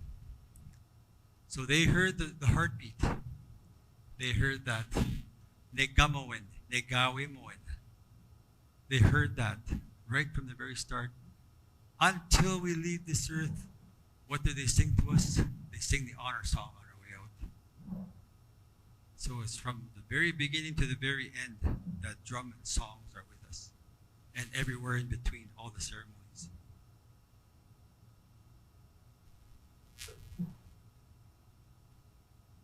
I used to enjoy going to sweats with all the old people back home. All of them are gone. But at least I have a piece of their teachings, a little piece of this and that. And every one of us is potential to do this, to teach people. Because we all learn something different. We all have something to offer, something to give. And this is how I do it. I happen to know natural music.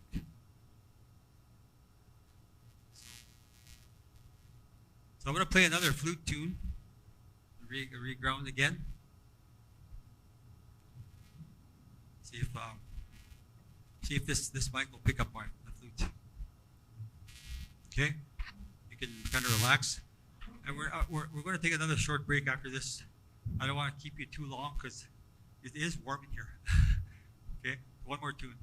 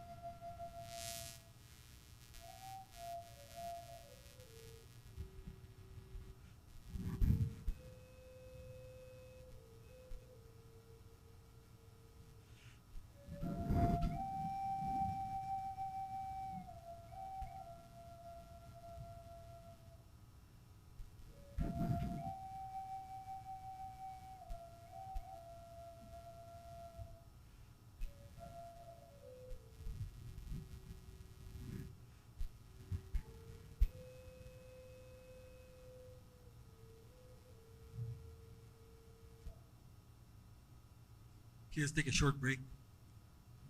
Yeah, maybe take a smoke break or something. We'll start again. What time is it? 25 to 12? Yeah, it's warm in here, huh? It's getting warm in here, so maybe take a little break. Yeah. Just a few. Huh? So what we're going to do this afternoon, right after lunch, is I'm going to show you.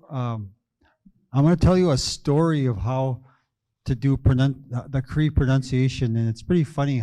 I tell you a funny story so you don't forget it, and it'll be recorded anyway. It'll be recorded, and then we're going to, because the Plains Cree song of how you say the Cree words is different than the TH, and we're going to figure out your song, how it works, and then this is how you'll carry on once you know the patterns. I know sometimes people say, but it's mathematics. But once you see the patterns, like for 2 words, astamuta, pito, te, 3, 2, 3, those patterns are never going to go away. Once they're in your mind, and you ask with your tobacco, that will never leave you. Once you figure out that pattern, because I've taught people from groups, people from Afghanistan, Congo, Mexico. I get them sounding like Cree people. So anybody can learn this language, because I don't believe when they say Cree is hard to learn. I've taught other people from all over the world Cree. And they actually sound Cree when I close my eyes, because they see, once I do the pronunciation practice, they get it every time. So For the ones that are going to speak Cree for the first time, this is going to be something very, very significant in your life. Because something's going to open up, like, uhtina. It's going to be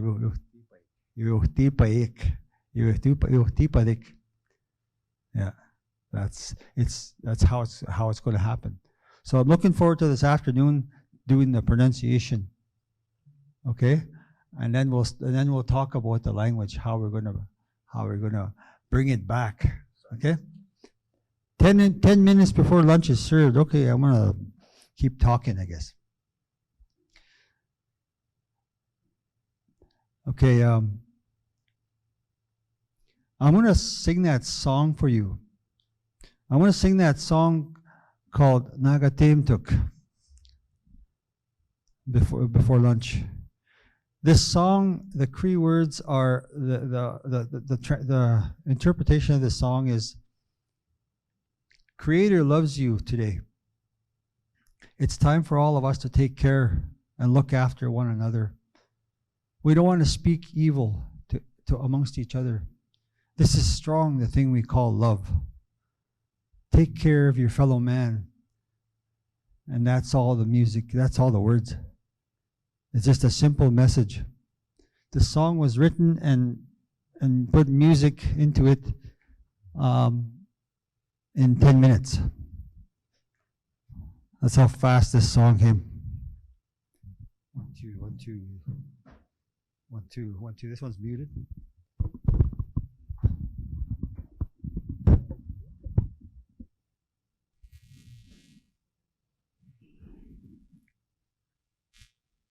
One, two. Okay, I'm gonna sing it in kind of the Y dialect, but it's pretty much understandable.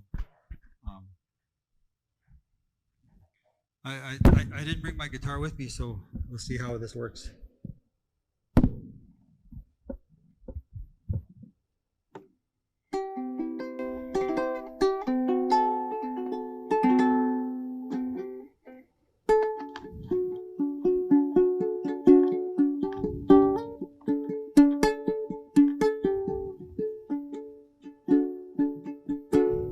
Mambo tauno, yasagi kanu, kagisunoen, kapaspiuno, akame, kanagatimeto, sukanuma. Sagi hitu Kalawika Let's be this way. Now what's sweet to have Kita sini Gaya wika Let's be this way. Now what's sweet to have I see Mamo Tauno Kisagi Kanuts Adame Hawi Baspi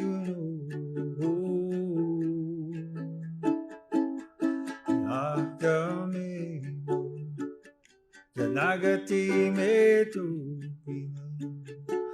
Sukanuma Sagihitu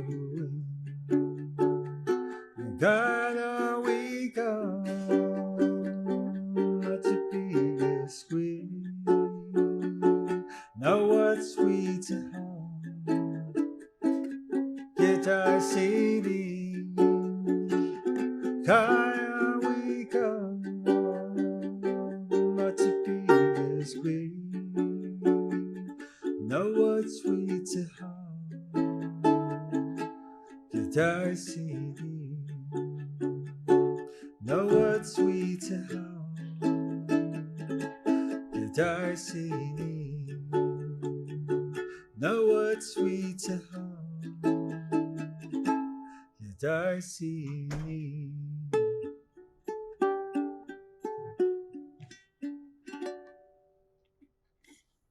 You go sit. You can clap. That one you can clap. Yeah, so let's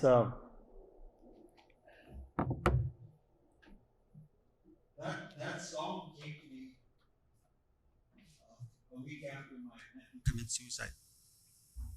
For the longest time, I couldn't sing that song.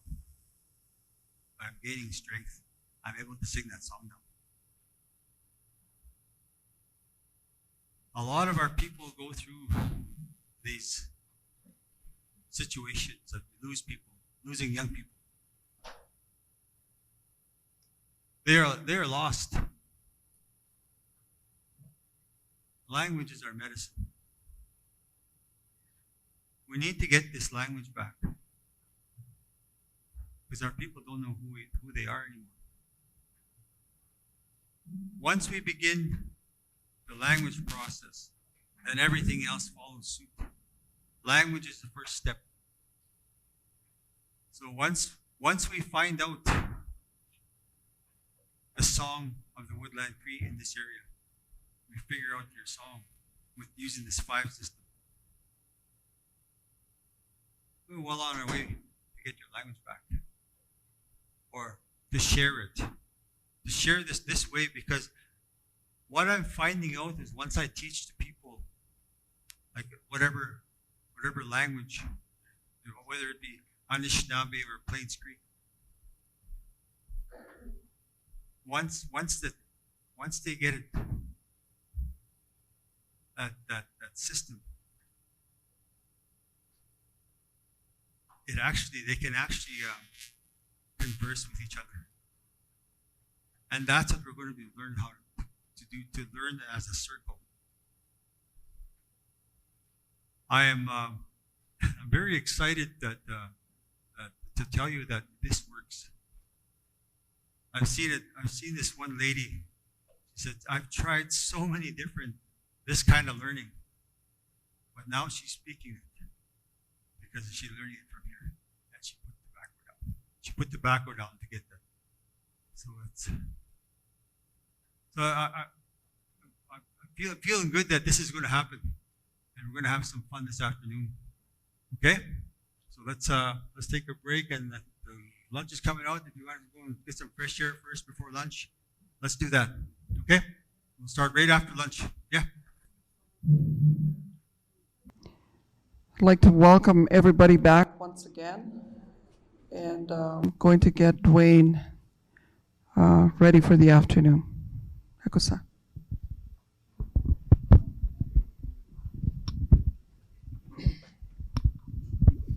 I'm on mute. Okay, I'm no longer on mute. Let's start the afternoon. Hello there. You're new here. Yeah. You're new. Okay. Also, because this morning was more of empowerment of the language and the way of life. So it's all on video. So now I'm gonna start the process of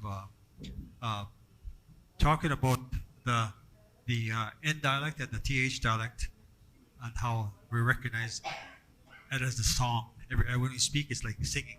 Okay. All right. So we'll wait till someone's off the phone. Okay.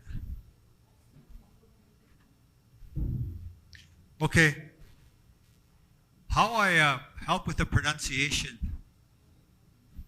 The word, when we say ts instead of ch, we don't say mama scotch, right?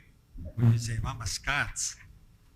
So I tell a story about how I put an image in your mind, and you'll never forget this once you hear the story, because it's the pronunciation story of tss. It's kind of like when we were kids, we go tss, scared the people with a rubber snake or something, and then you go tss, e, tss, e, and then it's c. Fast forward it. But let's start with the story first. Before we get into the screen here, we're going to do that pronunciation practice first. I was invited to Europe. This is the story. I'm just making this up. was invited to Europe by this one gentleman that was very curious about my culture. So he sends me, please put your phone on silent if you can. So he sends me an airplane ticket. So off I go to Europe. And as soon as I land in this country, I step out of the plane. There's a limousine there in front of me. So I grab my garbage bag of clothes and give it to the limousine driver. The culture shock, I guess. So it's my bag, okay? So my clothes are in there. So he carries it like this, puts it in the trunk. Anyway, off we go. We're going to his beautiful home. So we're arriving at this house.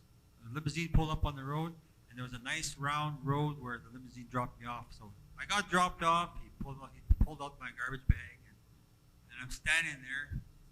And a servant comes running down, and he's looking at my luggage too, with surprise. So he grabs my bag and takes it into the side there. And here I am. I see this big lion face, and I'm banging on this big door. And another servant opens the door. So I walk into this grand room, and there's stairs going up there, and there's stairs like this way. There's 2 stairs like this. So I'm walking into this big house, and I'm looking up there, and I see this man coming down the stairs. He's wearing a purple robe, nice white shirt, nice tie. His hair is really nicely done. Nice little mustache. Real ugly guy. My accent. No, I'm just kidding. Anyway, he's coming down. He's carrying a white cat. A white Persian cat. And there was 4 more cats following him. So he's not saying anything. So I'm standing there. What should I say? What should I say? What should I say? I kept telling myself, what should I say? So I thought of the first thing that I could say. And I said, wow, nice cats. I said, just to start and open a conversation. And he looks at me kind of dumbfounded. Cats? These are not cats. These are cots. So the only thing that pops into my head was, oh, mama's cots. So if you could say cots in Europe style, so you can say mama's cots. So that image is in your head now. You'll never forget it. Mama's cots. The story of mama's cots and this garbage bag. Eh? So there's a lot of ways that you can do that. I used to use a different version, but that never really worked. Grumpier Old Men, remember that movie? They didn't know what that movie was. Some people, so I stopped using that. I used to get people to say putz. Some of the old men used to call themselves the putz. So that didn't work. So this one works more. This one you will never forget.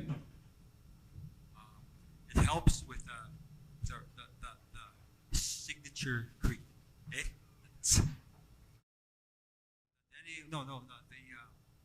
The Saskatchewan Métis, they use chi. Mamaskach. Dan chi. That's how they speak the Dene. I mean, I'm saying, because I met a Dene person, I'm just really proud that she's here. I look at her every time I see her, I say, Dene. But the Métis, they adopted that ch in honor of their European ancestry. Okay, so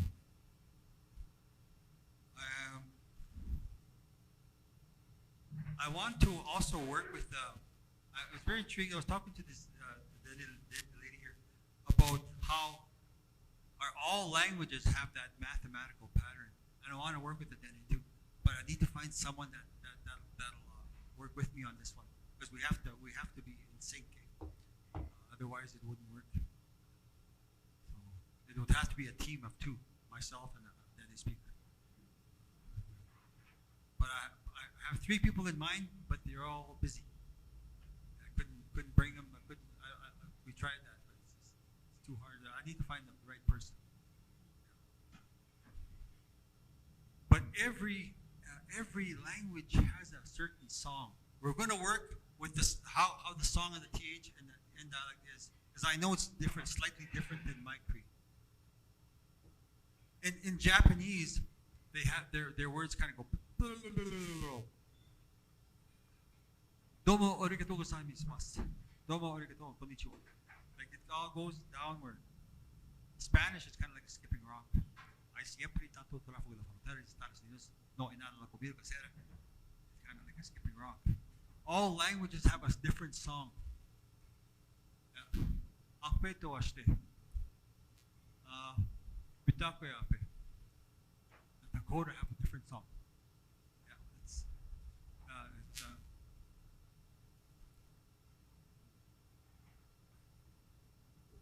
Islante salot in it.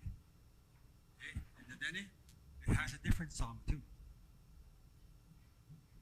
So all languages have their own signature sound. And we're going to do that today. We're going to find out, because I know there's N dialect, Swampy Cree, and there's also Woodland Cree here. And the Prairie Yahoo. Okay? I call myself that. Because I come from the flatlands where you can see your dog for 2 days running away. It's kind of a neat existence. Starve before you stop seeing him. Oops. Oh boy. The camera. I was always the camera guy.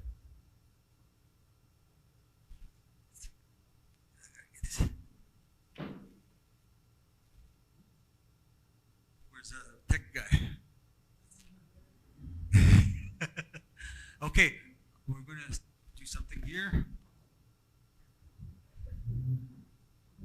I'm going to put a word up on the screen that is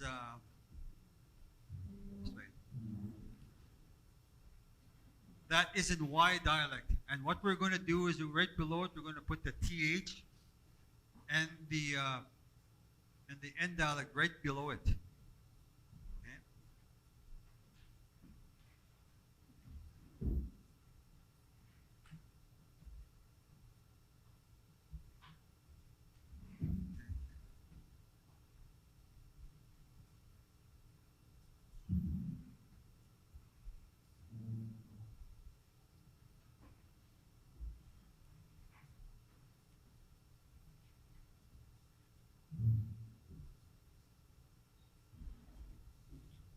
Okay, some of the words are probably going to be the same.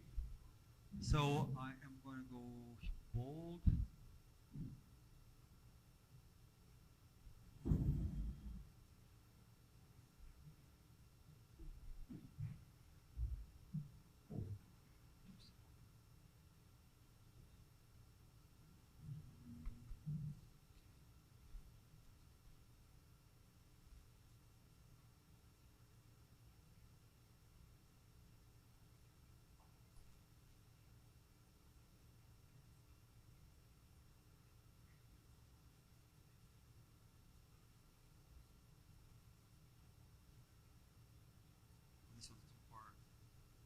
This is a word called kapesiu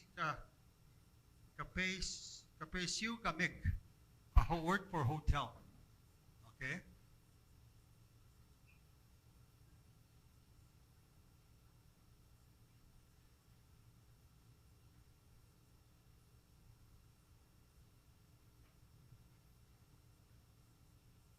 So this is how this would work.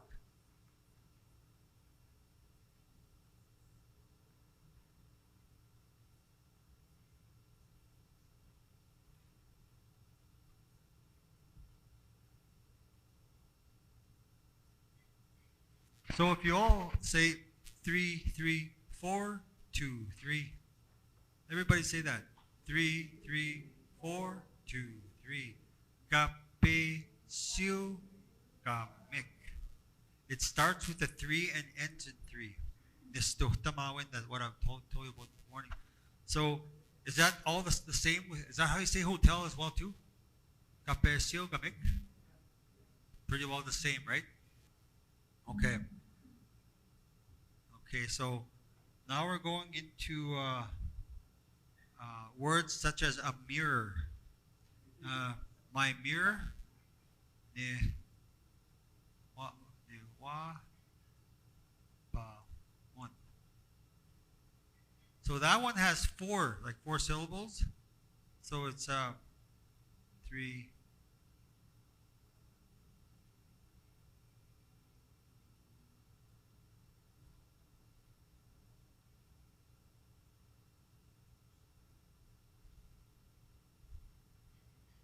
So you see the pattern how they go. If something is a little bit longer, like see the arrow. See all this one here. Like I said, the word for hippopotamus that I told you earlier, there was so many threes before it went up, and then like that, the last three was the emphasis. That's where I talk about this tamawe. And then this one for sure.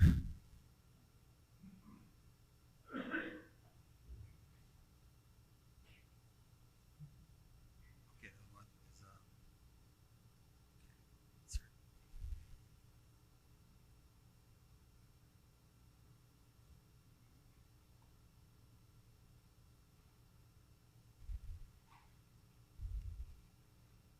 Okay, it's supposed to be.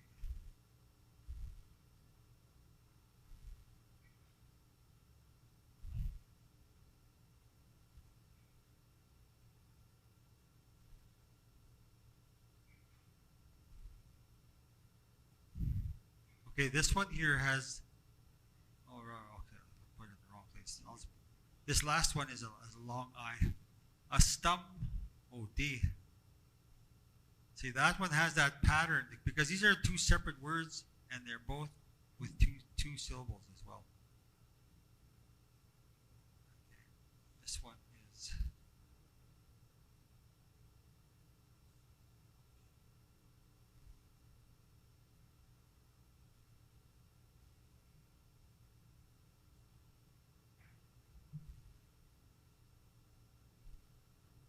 So all these are patterns. So this one has the top one, kapigi siugamik, has 5 syllables, and that's how everything longer than 5 you will usually have a row of 3s.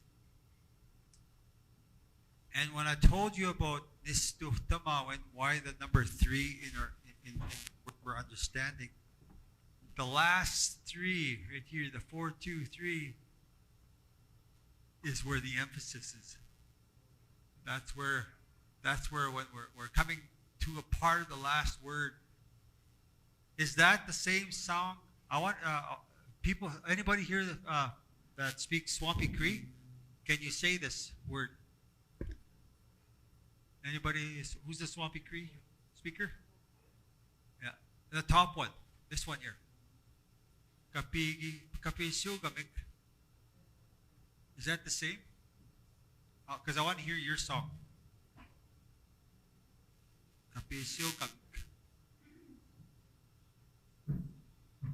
Or TH. How would somebody from TH say that? Just say that word. I want to hear it. Or is it the same? Do you say that same rise and dips? Yeah. How would you say it?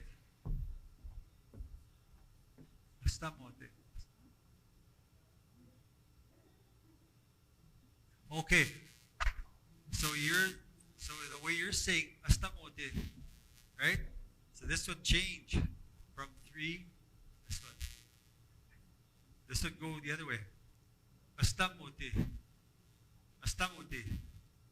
See, that's the song of this area, this one here. This TH song. Is that what the TH is? So every area has a different song. See, back home we'd say, yep.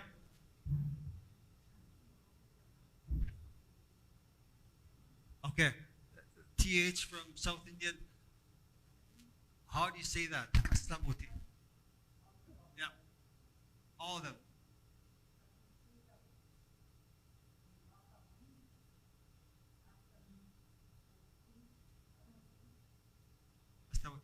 That top one again, Kapisi kamik.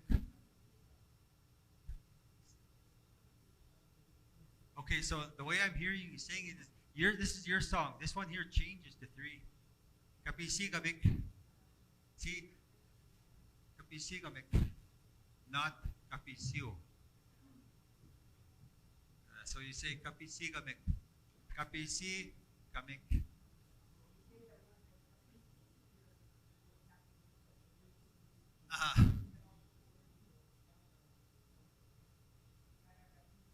Yeah.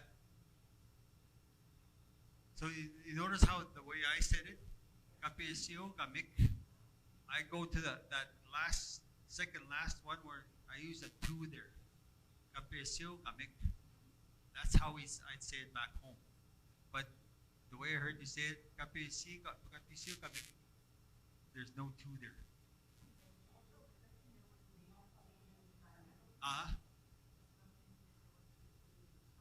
Yeah. And then is Nelson House 2 TH? Okay.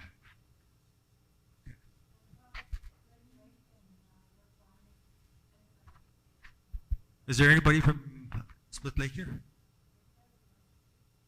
Oh, from here. Okay. So, how would you say these ones?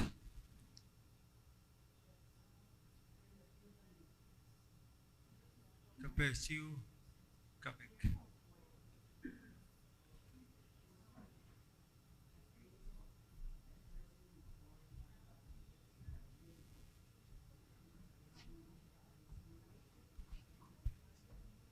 That's the same as that's exactly what's up there. How I'm saying it. I hear that music. Mike. So that's the same as the end dialect, the TH. Kapesiu kamik. It's 3 3 4 3 3. So, okay, that one. Give that to whoever wants to speak. Okay, all right. You want me to handle it? Or you Yeah, you can whatever. Yeah. Yeah. Okay, it's just maybe so. Okay.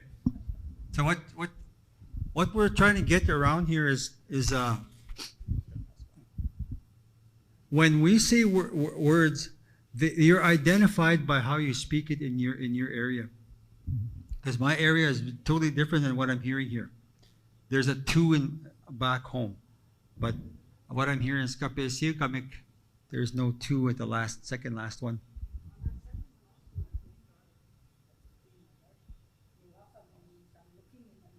Yeah.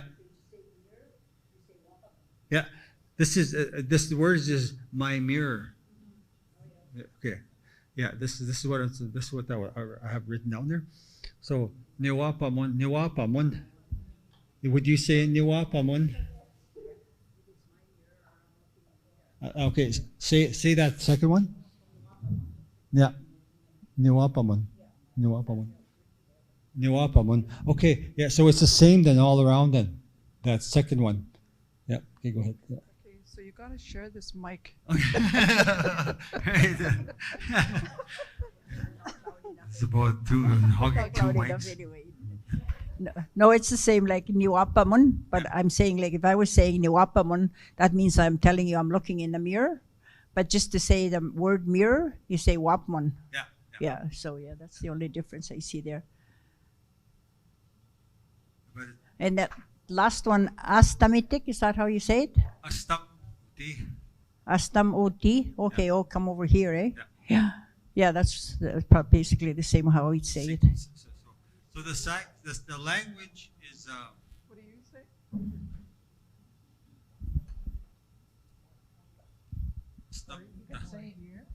Stamuta. You can also say it that way too. Yeah.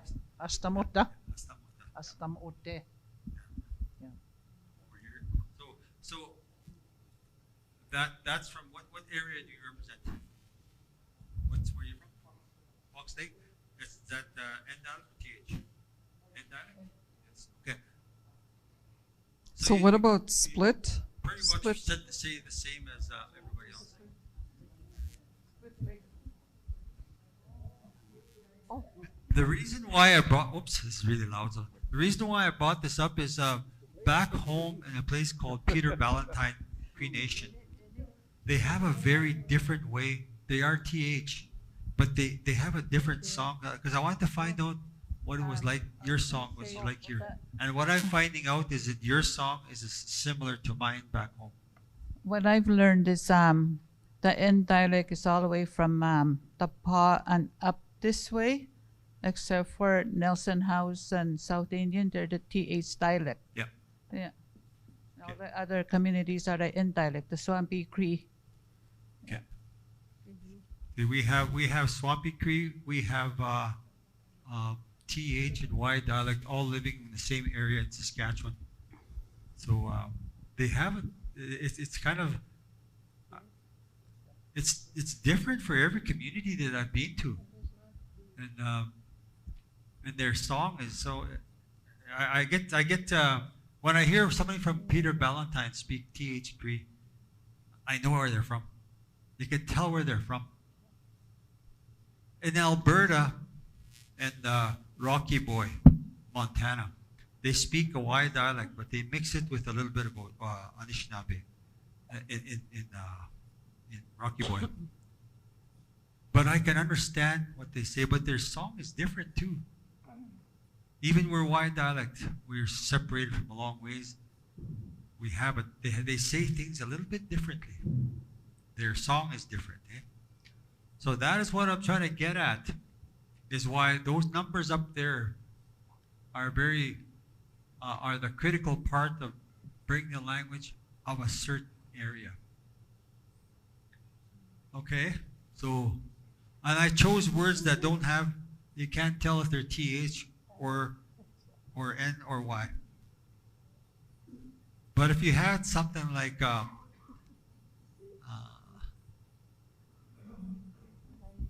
excuse me. Astam uta. To the Swampy Cree, astamuta would say here, astamuta. And then if you say astamute, that means a further down, a distance away. Hey, who's talking? Right here. I've been waiting for you to be quiet. I don't see no mic sticking around. Oh, buddy is. Okay. I just put that for a reference to have the two syllable ones. Okay, astamuti, astamuta. It's that 2 3 2 2 2 3 3 2. That's what I heard somebody say. Astam ota, astam ota. Is that how I heard it? Somebody say it right? Astam ota.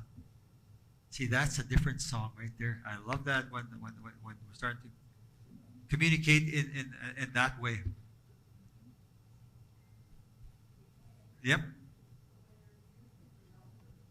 Yep. 2 is the low, and 3 is the default. That's where we start and where we end up at. But the rules are not defined by that, because I come from an area that has that ends with a 3 as well too.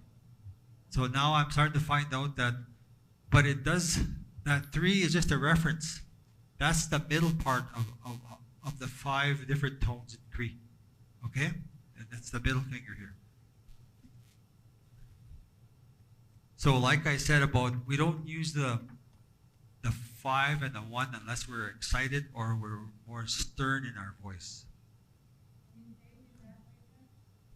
What's that? Excited? Okay. I'm excited about my mirror. Okay.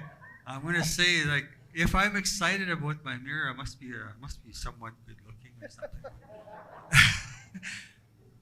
Niwapa mun. If I said that in 1 3 5 1 3, Niwapa mun. Like, I'm excited to see my mirror. But that's for certain words, like when your kokom goes, Kipasima kausimo. Like that's being stern. That's using that higher form of higher numbers system. Okay, And there's only 5 tones in Cree. I haven't heard anybody speaking that Scooby-Doo Cree. I've never heard anybody speak that way. So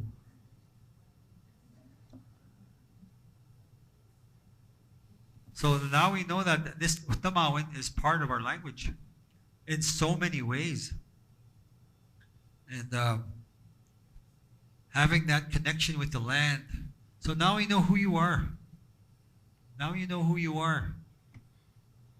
Now this language that we're going to be working on in the next, this afternoon and tomorrow, I'm hoping everybody catches the gist of the number system that I'm bringing here. Because I know this way is kind of, it's very different. It's people is kind of wondering, what's going on here? But this is a way for people that don't understand the Cree to sound Cree. That one guy from Mexico that I was teaching in Edmonton, and there was a woman from, she was a Newfoundlander. She was Newfoundland. I closed my eyes and I got them to speak using this number system. And just like a Cree man and a Cree woman were talking, I closed my eyes and they were flowing with that, and they used tss, mama's cats. After teaching them that pronunciation, they sounded like relatives back home. So this is a way of reintroducing the Cree language in the style that I created, and it pretty well matches what I've shown you this morning about how the music and everything is connected. So we are literally singing our own song. And I like the fact that I want to repeat that one word, Nagamon. Everybody knows what that means, right? Nagamon means song, but it comes from Negawemon, my mother's song. So all those animals are singing in Mother Earth's music. Negamon, Negawemon. It's within our language. And it's really odd when it's not odd, but it's very intriguing when I'm hearing Cree people speak. When I'm listening to them, I'm sitting at the next table and I'm listening to Cree people speak. I hear the words, what they're saying, but sometimes I get lost in the zone and I'm only listening to their music, how they talk. To me, it's music to my ears. No, just kidding. Actually, and the thing about little kids, I went into a kindergarten room. They wanted me to go to a school one time, and these are 3, 4-year-olds, nursery. And they said, "Do you have any questions?" And then that one little girl, she looked at me, "Yeah. How come you have big ears?" She says, "Well," I said, without skipping, I said, "Because I go out to the bush, I listen to animals, I'm the only one that can hear the right sounds." I was just kidding. The teachers laughed, but she didn't. Yeah. But that's okay. Kids often ask the best questions because they want to know, right? Kids learn automatically. Like when I started to walk, that's when I started speaking Cree. But Cree can be picked up at any time. My friend at 30 years old, blue eyes, bald German guy. He come to our area, he wanted to learn Cree. He was 30 years old when he arrived. He's 65 now. And when we get together, we speak nothing but Cree. He learned Cree because he had the passion to want to learn it. And he kind of used the number system himself. That's where I kind of got the idea from. So this, and people kind of wondering, what is he talking? What is he? people are they say they hear me talking to this white guy and we're all talking Cree and they're looking at us kind of strange, and they're hearing him talk Cree and he sounds Cree and he's so immersed in what the conversation is. So if he can learn, anybody can learn. Anybody can learn this language. Negawi one. Yeah. We'll put it here, okay? I'll put Negamun and how it's where it comes from. Okay. Okay. Negamun song. Negamun. So that one has I'll put the numbers beside it. Negamun. And it comes from maybe I should put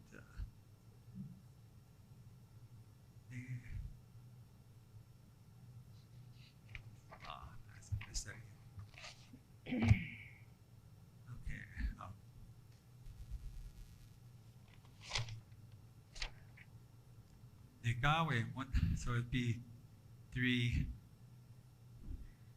4, 2, 3. So that's where that comes from. Nega one comes from Negawe one. Okay.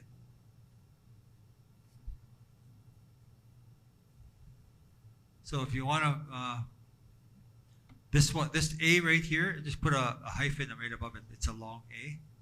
This one here, put the little line right above it. And this one too, Negawe, put an E. And the way I say that E again with the hyphen on top, pull out your best Canadian and say A. Negawe. Yeah.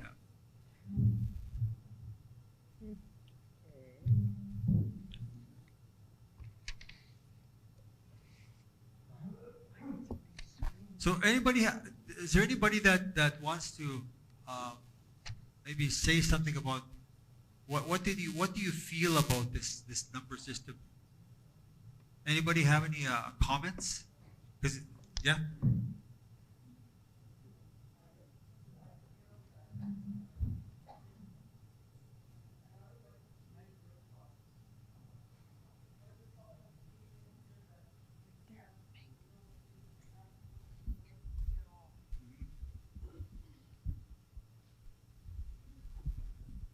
Say I came in here and I didn't know any type of Cree at all. Yeah.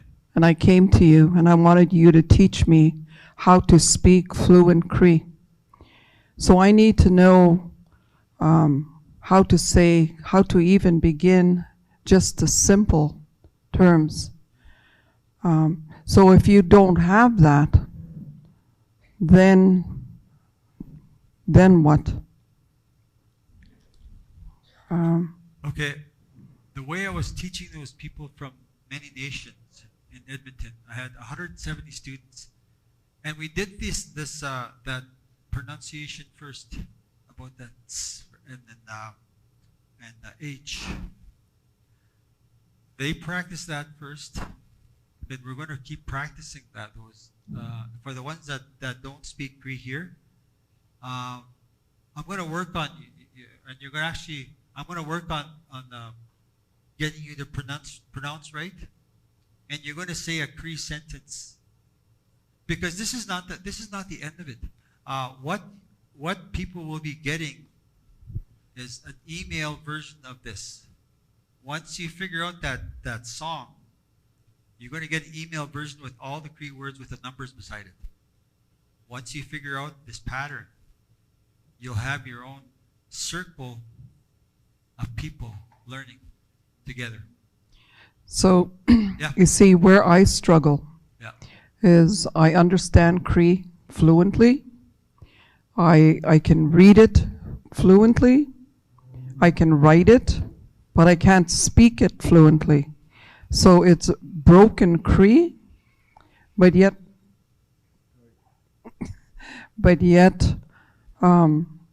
so I'll speak almost a full sentence, and then I get stuck.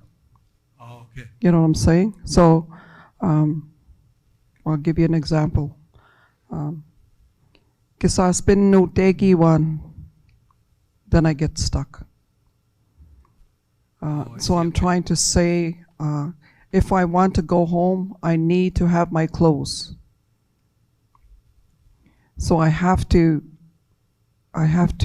process in my mind what it is that I'm trying to say. So that's where I'm at.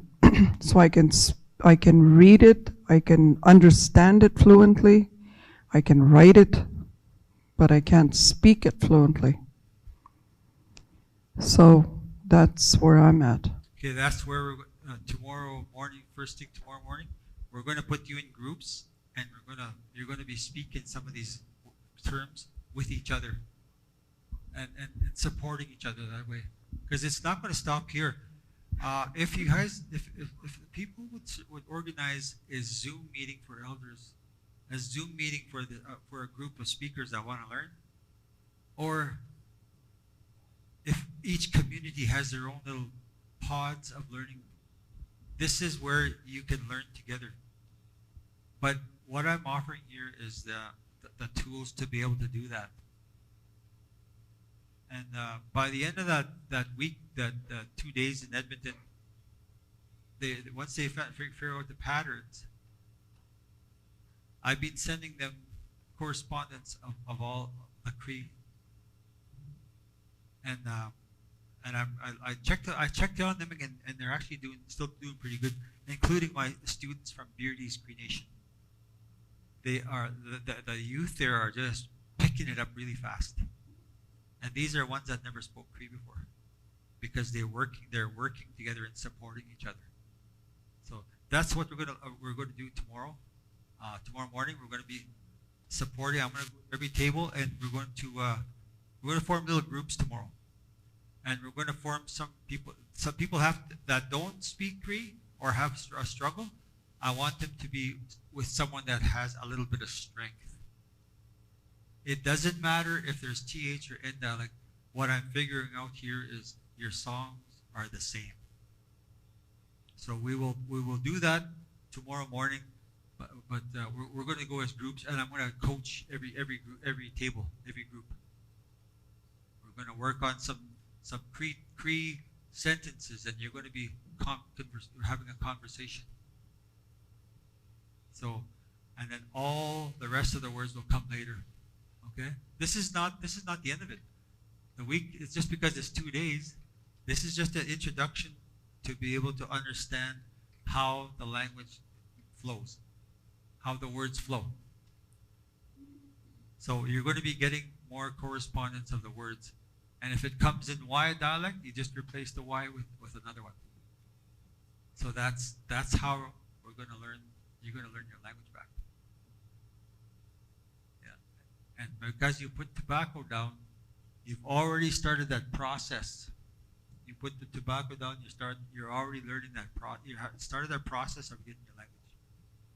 But even the ones that are strong, the language, the ones that are already speaking, that already have a strong sense of the Cree language, you're going to be very valuable to your communities, because you'll be the one helping them. Oh, this is how you pronounce it. This is how you say it. This is how it's done. And what really happened with one student was she became the teacher. She was strong already, but she became the teacher of that group. What I'm basically doing is teaching you to be a teacher, just using simple little universal mathematical language. I'm training people to be teachers. Once you figure this out and it's working for you, pass it on. Because I knew that system, of that intellectual system of teaching Cree was not working. It was not working at all at the Cultural Center in Saskatchewan. And I talked to university students that have taken Cree up all the way up to the university. I couldn't understand them because they weren't singing that song. And I have to think, because oh, okay, what's this person saying? Then I have to kind of, oh, is this what you're saying? It's a very different way of teaching Cree up here in the universities, and it's just, I say it's the wrong way, because we don't have a commerce way of thinking. We have a heart way of thinking. That's the divide right there. And when we can start getting this pattern going, especially the non-Cree speakers, have a little bit of what do you call knowing the fact that you can get this language back. It's there for you, and it's not as difficult as it seems. It's not that difficult of a language. That five tone language. That's all. Yeah. I have a question. So I'm from Norway House. That's my hometown, and I found, like, in the work that I've done, even before working for KTC, like I guess I don't understand why, like, the neighborhood community to our community is Cross Lake, and I find that the dialects are completely different, but yet Shamattawa Cree is very in sync with our community. And as a prime example, like in Norway House, we would say Motsnisganten. But in Cross Lake, they almost, and I have my Cross Lake friends here. I'm looking right at these two girls. No, yeah. But in Cross Lake, they say Motsnisganiten. And to be honest, like, they're laughing. That's the truth. That's what you guys say. But you know, I don't even understand. Like, I could look at them many times with a blank look, but I go to Shamattawa, I understand everything, and I can relate and speak. And but I look at Cross Lake people in the language, and then, so the question comes up when people say, well, you're not saying it the right way, but I'm thinking, well, it's based on the community, right? That's and right, that, yeah. and that dialect, because like my oldest brother, if you seen him, you wouldn't even think that he was native, and he could speak like the high Cree, like he could talk to 98-year-old people, and and he's so fluent in the old Cree. And he said, you guys are not pronouncing things right. You guys are all making things up as you go. That's what he said, though. And when you hear him, he's just in sync with our elders, and they just love him, right? So anyways, I guess that was one of my questions, is I wonder why that is, that a community like Norway House, that are just basically, you know, like neighborhood communities, and the Cree is so different, but yet you go to Shamattawa and they speak the same Cree we do, the dialect. Yep. So I just go, I don't know. Anyways, that was just a comment, and I don't know. I'm just wondering if there's a reason for that. Like, maybe. There is actually a reason for that. The way I told the story earlier about how a certain community will have one word that's not used at all. I'm talking about the different ways of saying 5 pounds, 10 pounds. Remember that one I talked to you about? Yeah, and I want to share that story with you, where back at my First Nation, we have a First Nation just north of us. We say, that's where they came from. But they say, wow, in the next First Nation. They have a very, very different way of, even their song is different, and we're only, 40 minutes apart? Yeah. Meanwhile, in Musqueam, Alberta, I could speak to them in blah, blah, blah, blah, blah, blah, blah. I could speak really fast Cree, and we're just going hard. Jerry Saddleback and his crew, and when we get excited when we start talking, yeah, because we understand each other. There's no thinking of what, even though we're 400 miles away. And I want to talk about, for the ones that understand this part, but I want to describe it too in English. It is our elders, when they wanted 5 pounds of something, 10 pounds of something, or 20 pounds of something, and this word was not even used in the next reserve. It was only used by the trappers in our area, at where they go and get their stuff, like their supplies. But anyway, these old people, they said, we want 5 pounds this. We want 10 pounds of this. So 5 pounds in my area, we say, piyak wapos sumaskumot. The weight of one rabbit in one bag. And if you wanted 10 pounds, you say, niso wapos sumaskumot. I know that it's not said anywhere because the reason why is because all the language, what happened was the languages, we had the Indian agent. The language kind of went stagnant a little bit because we didn't learn off each other and we go our separate ways. So that's what the Indian agent system did to us. Separated so our languages could not interact like they used to.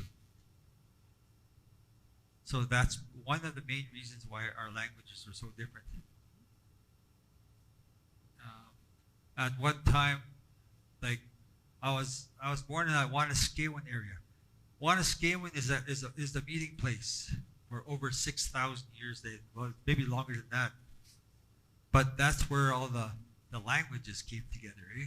They come and talk, and then they learn new words. Because the descriptive language is so powerful. So that's one of the main reasons why, even though we're close, we couldn't visit each other without that Indian agent saying you can't go or you can't go. The last slip that was given, permission slip, was in 1969.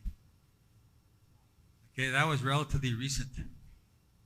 So now that we're getting together like this, from Crees from all over, we're learning off each other, new words.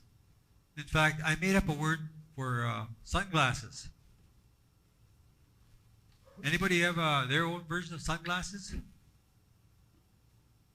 The way I say it, I made it up. It's Gimotapyo miski sugokana. Somebody's chuckling over here because what it describes is dark sunglasses you can peek through. You can peek at the opposite gender.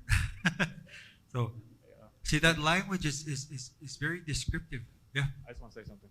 Yeah. If anybody would like to speak, just raise your hand and I'll bring you the microphone. Yep. Okay. Okay, where was I? Okay.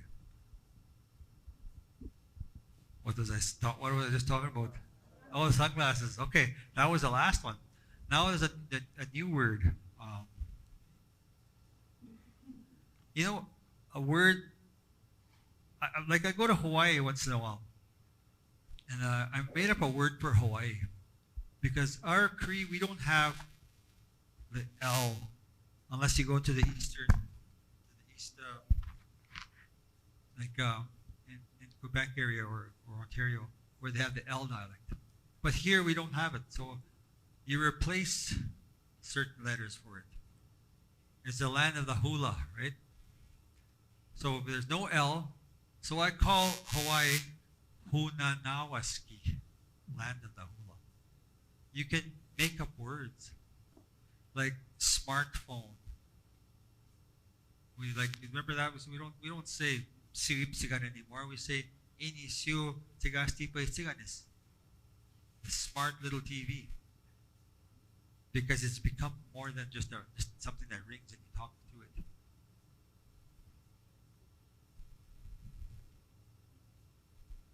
So let's go to another word. Okay.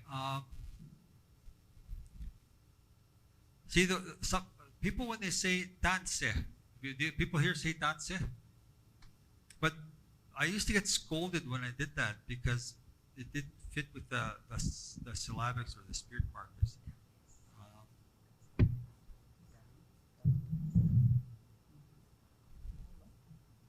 See that is how, because tanse by itself means how.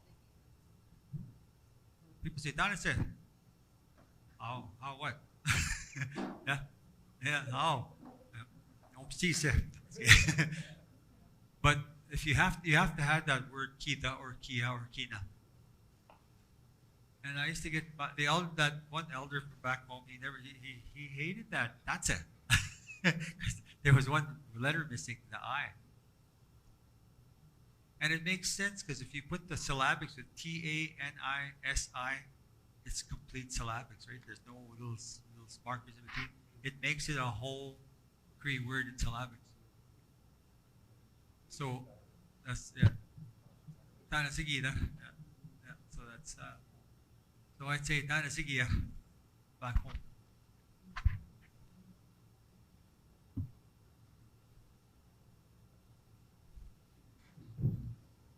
Okay.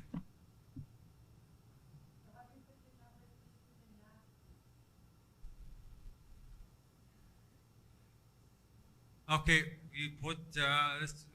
Okay, this one would be E.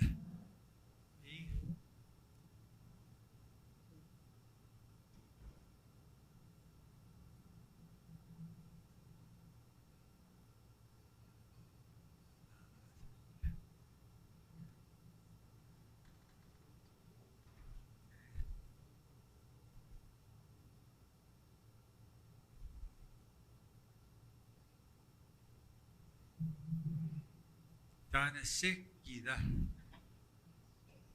Tanasikida. Or Tanasikida. Could be, here would be, this would be 3 as well. Tanasikida. And you know, because we've adopted and adapted just the dance, that people would think we were mispronouncing it because we've gotten so used to just saying dance. That's a slang. Yeah. Yeah, it's pretty much a slang word. Yeah. And everybody adopted that, even the Métis when they say danshe. Like, okay, how what? Yeah. But yeah, it's so the words that you hear, a lot of it today is slang. It's short form. And sometimes there's missing vowels in there. But that's how that language adapted. There are many examples of that. I can't think of any offhand. But we have to know both ways. We have to speak it the long way and the short way. And we have to show the people that, okay, you can also write that in syllabics the short way. You can, with those little extra marks that compensate. But we have to learn both ways just so we understand that this is how it was. And we have to keep that part of our language with us, the long version of it. Yeah. Yes?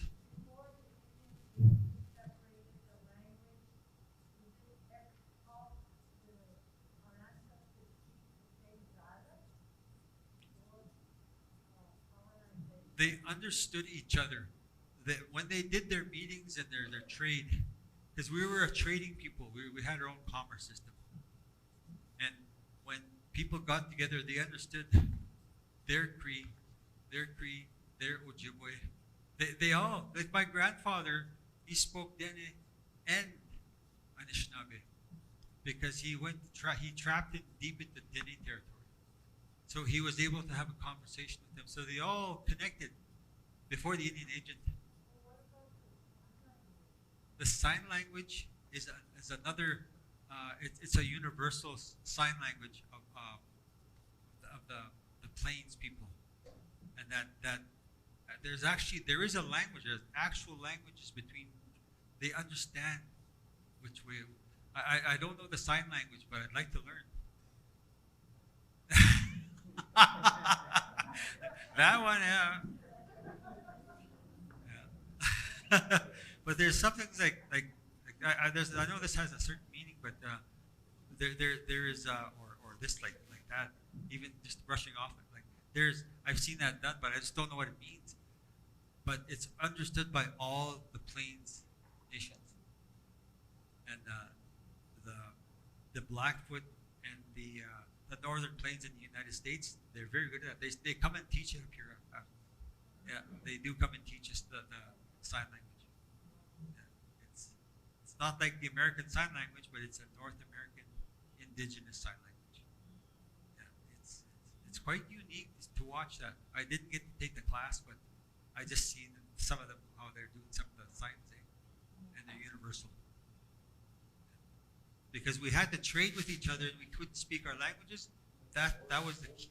Yeah, it's just yeah, it was a very understandable code. Yeah, yeah.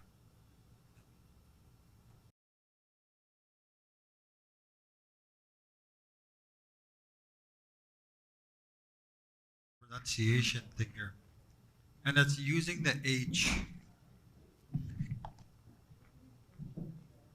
We're going to practice this one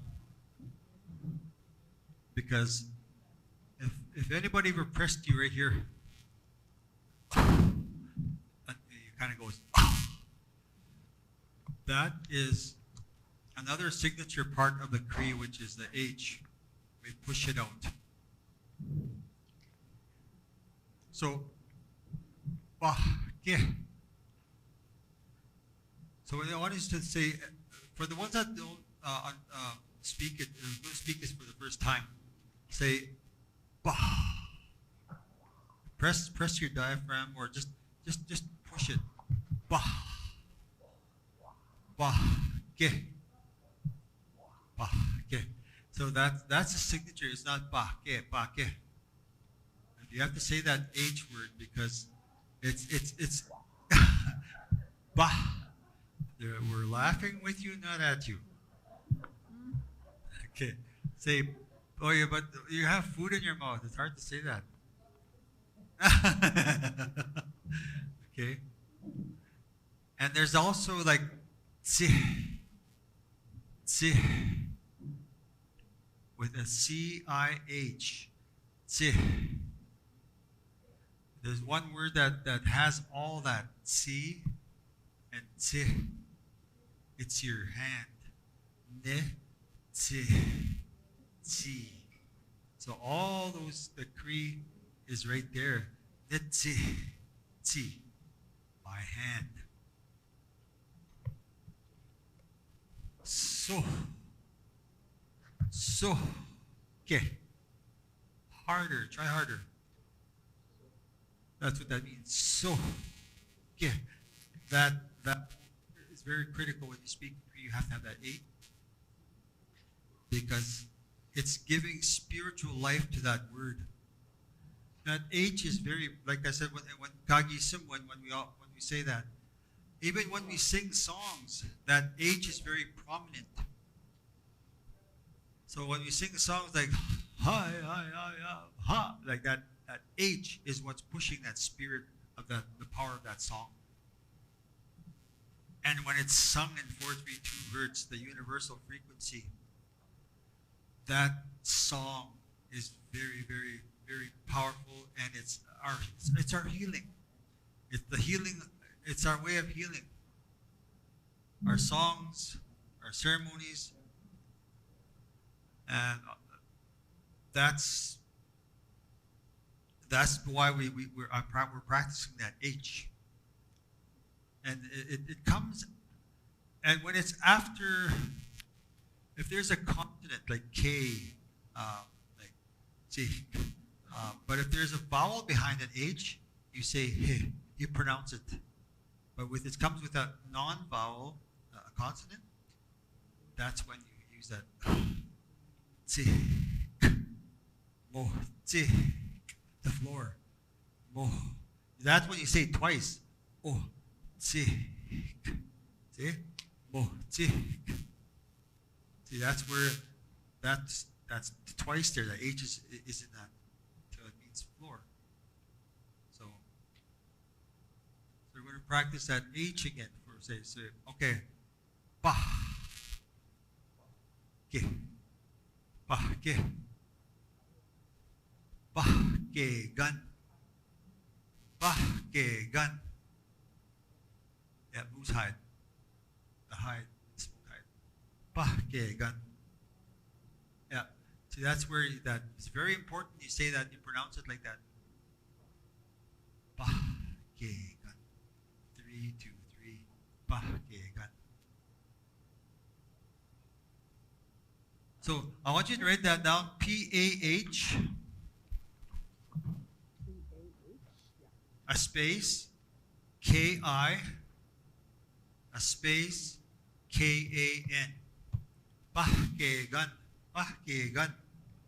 And that I in the middle, put a little, it's a long I. Ki.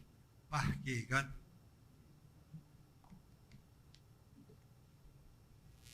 Okay?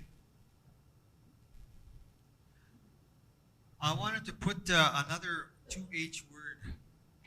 It means tomorrow. It's up on the screen. It's wa. No, wait a minute. That's different there. This is there's only one H. That's we'll take that. And this is a long A right here. Put that little line on top of the A. Wa ba ke. Tomorrow. And these are the ones, these words that you're writing down here, we are going to use these words tomorrow to tease each other with these words. Okay? Because some of these words are going to make sentences tomorrow. And that one word, utsimgi sigao, do you say that for New Year's as well too? The kissing day? That's the day I look forward to every year. I get to kiss many women. My wife won't have to hit me. Utsimgi sigao. So these words, we're going to use these to tease each other with. So make sure you have these words down, and I'm going to come and coach every table how to tease each other with these words.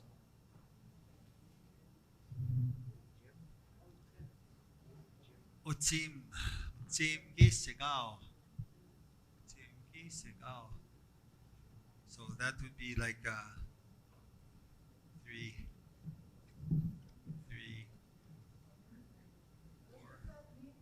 4. Which one? New Year's. New Year's. Yeah. The time of the kissing. Yeah. Kisigaw. That's how it is said back home. Okay. And based on what I've heard here, you use 3-3-4-3-3. Utsim kisigaw.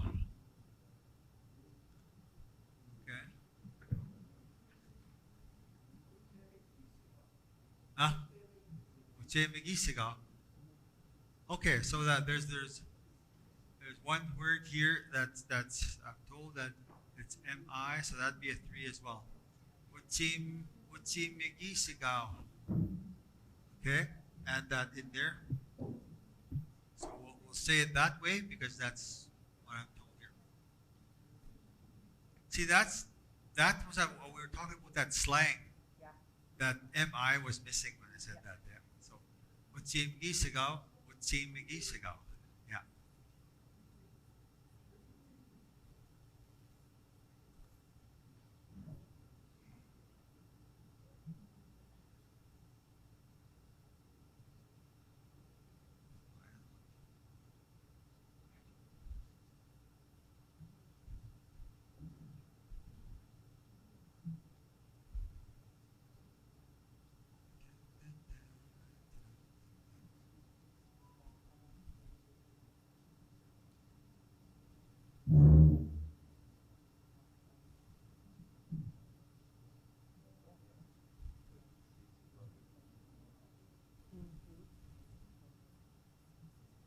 Okay, when snow gets into your boots, do you say the same way as this one here?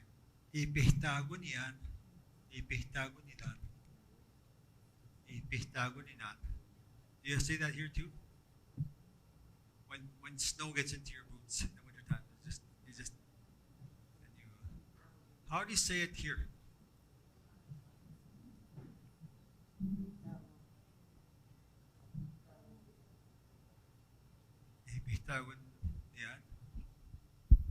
It's the same. So, okay, that's such a very descriptive way of saying that. The snow got into my boots. Some people actually laugh at that word because some people never heard it. back home when I say it. Yeah. Which one? Ibihtago niya. Okay. I have a question. For every English word, is there a Cree word for everything? That is a tough question. Because I don't think so either. The only reason why I say that is because there was a translator in court when I used to work for justice, so they actually had to declare it a mistrial because, like, so she was translating for the victim, and he was an elderly man, and she made up a word, and they had to stop it because there were some questions, I guess, in the gallery, and there was no. She said there was no way to say ounces in Cree, so what they did was she said it in English, but according to the scale of justice, when you're translating, you have to do it. If you say it's only going to be in English or in Cree, it has to be. But she actually said there was no way to say ounces. Is there? I don't know. There are some English words that cannot be translated. There's some Cree words that cannot be translated to English. It's a clash of two different ways of speaking, the mind language and the heart language.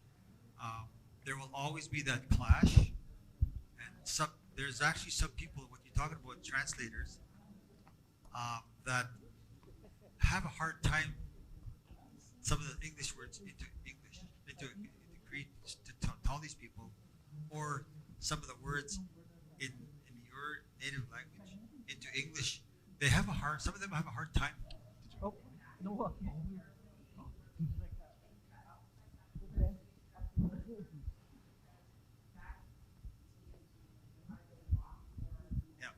Yeah. So there's a lot of words that can't be translated because there was no such use for ounces in our language. We just generalized everything. We didn't exactly put it 0.3 ounces. We generalized everything. Okay. Yep. Adding to what Lynette was saying, like they call where we live reserves, and then reserve translated into Cree, they say Iskunigan, and then you can translate Iskunigan again back to English, and it's leftovers. Leftover land. Mm-hmm. Yeah. That's exactly it. There's always that. It's going to be a mix-up when it comes to trying to translate.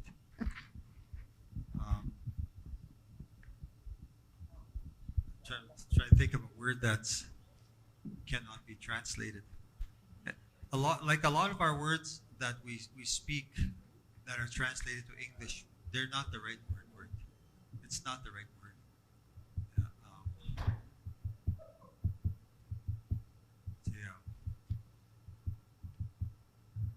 There's always more to our when you're translating from Cree to English, you have to describe what was being told, and sometimes it's a big long English sentence just to be able to describe, like what I said with Pimuhti, walk, and it literally means walking for the purpose of another person's heart. So you're trying to describe what that person is saying in English, but you're using more words than you would try to go ahead. Yeah. Yep. Is the microphone over here? When you guys say ounces, I'm sure, like what she was saying, I think you could translate that ounce like apith thou means half, apisis means a little bit, tania apisis means that small. Yeah, tiny. So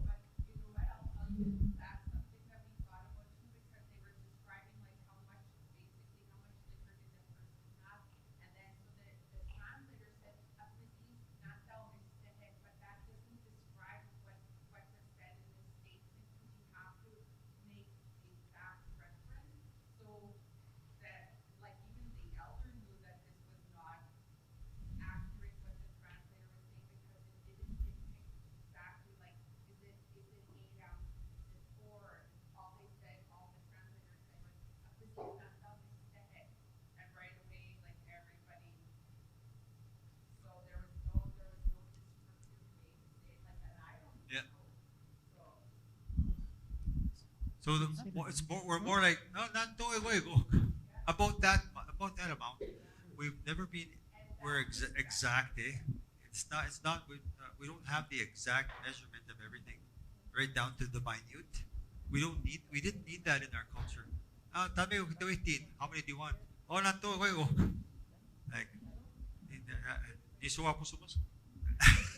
but we didn't have. We had a general way of saying it. There's one more here that I wanted to. Right here.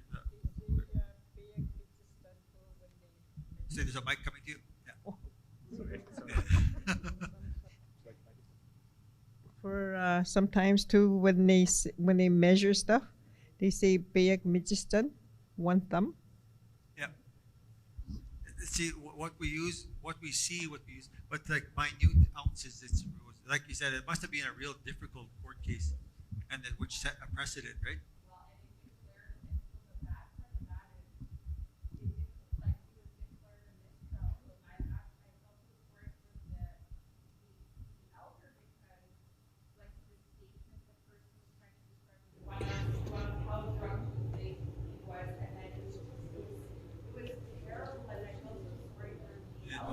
It was a misunderstanding of how our language works. People never schooled the people from the other courts that hey, we're not minute, we're generalizing. So that was a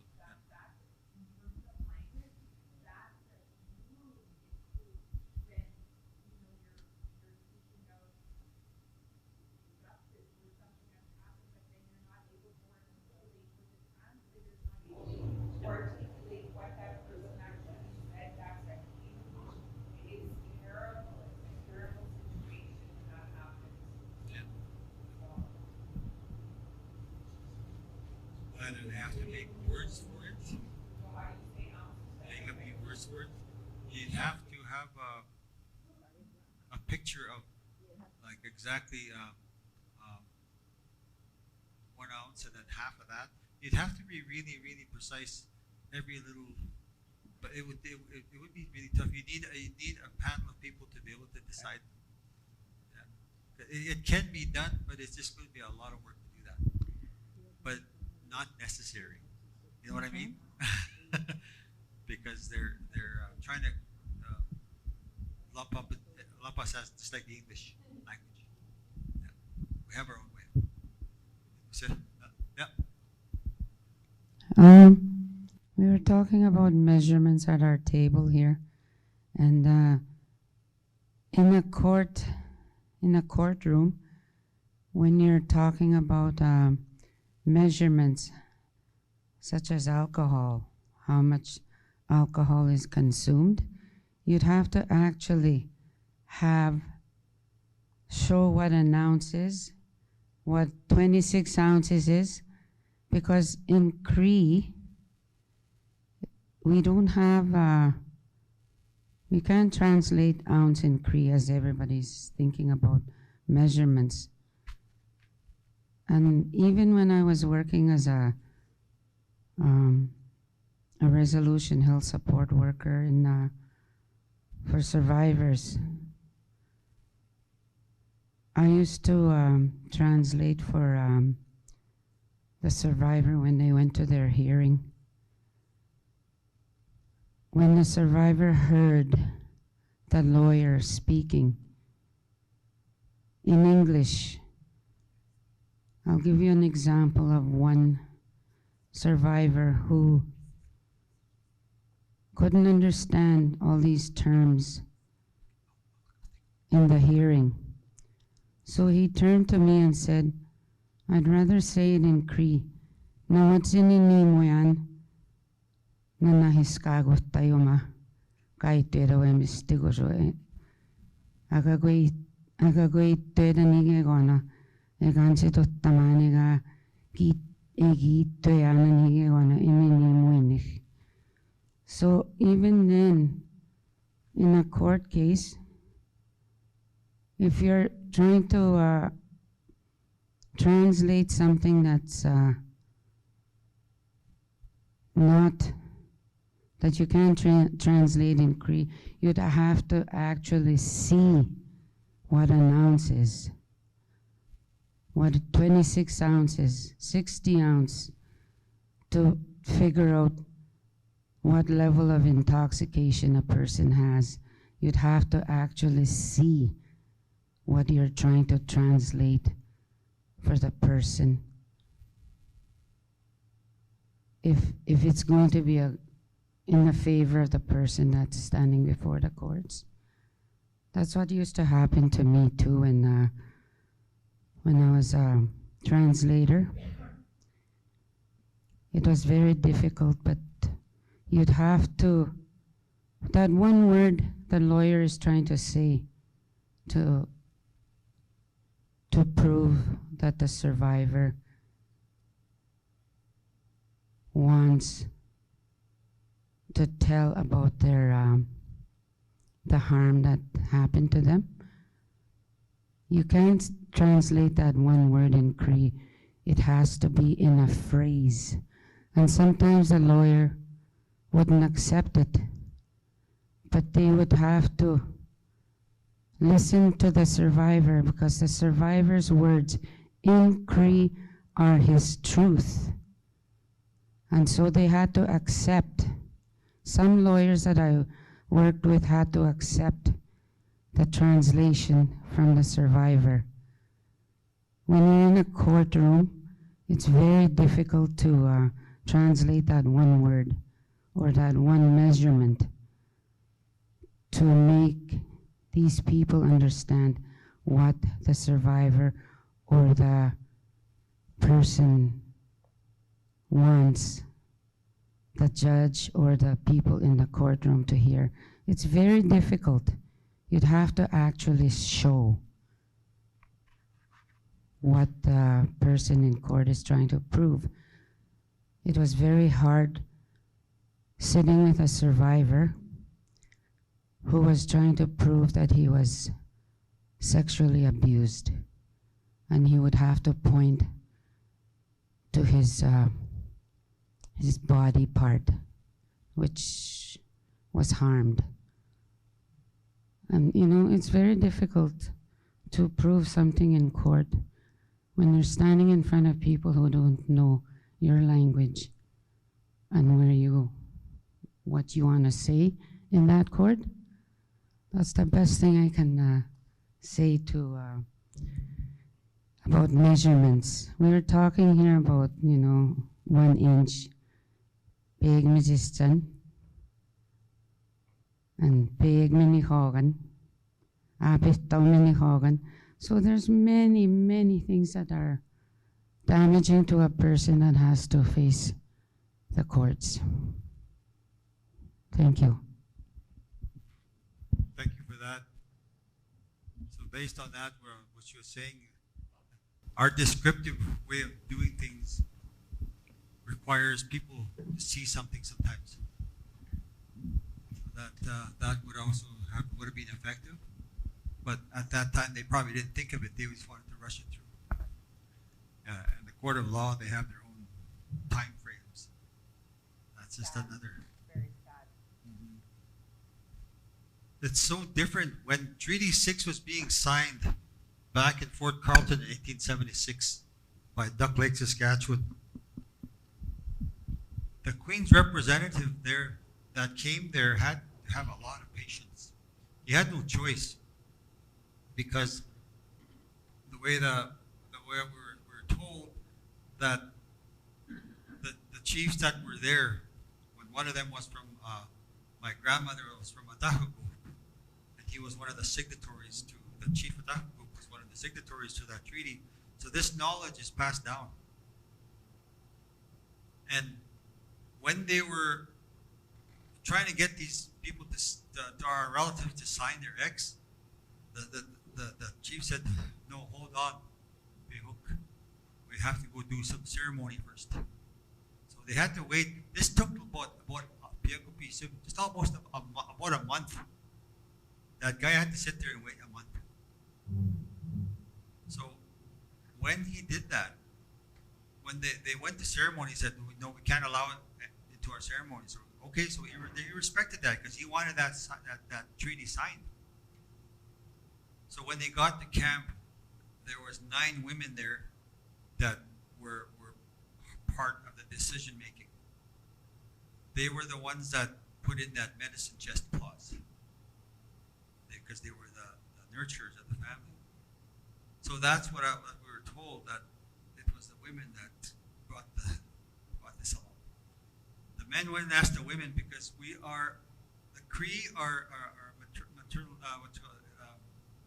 We are a female-oriented society, where the Dene are the male-oriented. It's a balance. So the women's decision was part of that treaty-making process. But the English that representative of the Queen did not know that, though. So once they came back, this is what we want. These are the provisions, part of Treaty 6. And then when it was done, they signed it. So it was the women that decided what was supposed to be in the treaty. That's Treaty 6 story. That's my story, and I'm sticking to it. Just kidding. So yeah, that's how that came about. It's a lot of the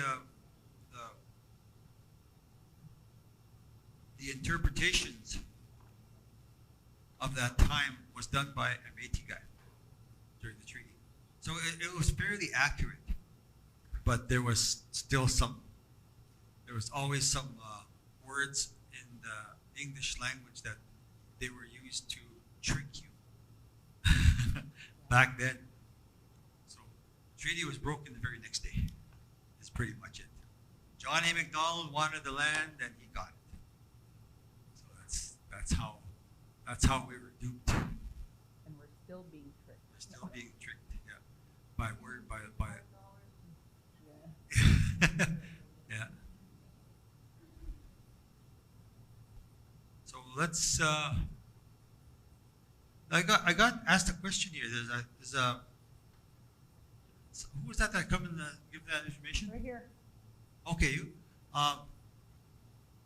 It's about ounces. Is this how they said it?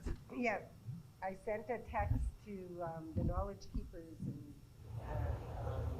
SCN and asked how those ounces. And that's what he sent. Okay, I'm gonna write it on the screen. This is what was the person from where you said? Pardon me? From OCN? No, NCN. NCN. Nelson House. Nelson House. Okay, that's the nation. So this is what was sent by that. Okay.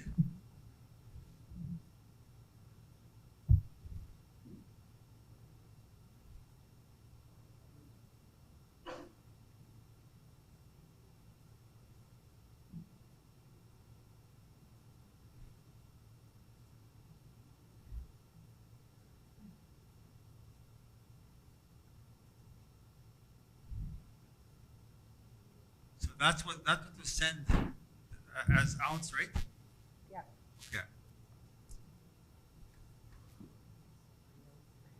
That's. Is there any knowledge keepers in here that can pronounce that? Tipitigo ka ispitinigo. Yeah.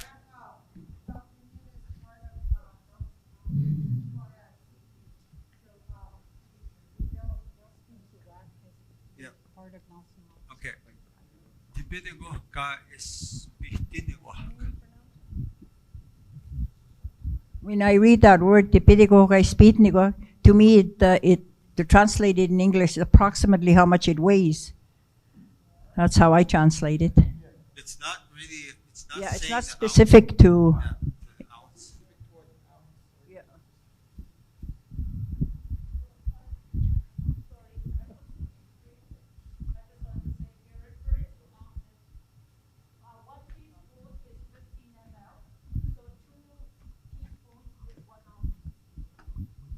You want the microphone?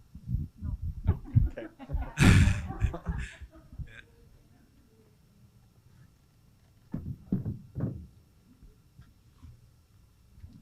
So that this one here is, if I said it, tipigo,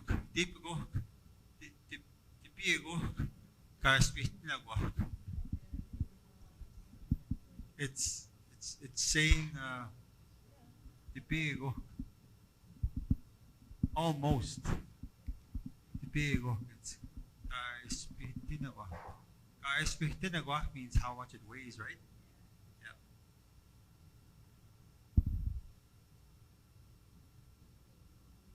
It's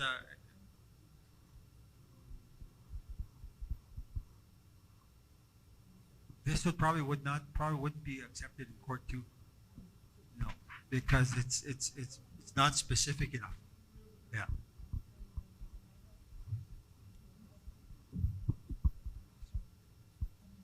Yeah, Kaispihtinagwa means that's how much it weighs. And tipigo almost where it weighs. It's or almost there. It's yeah. So, how would you say it then? Your way, what you think is the right way? Yeah, I'll give you this so we can all hear you.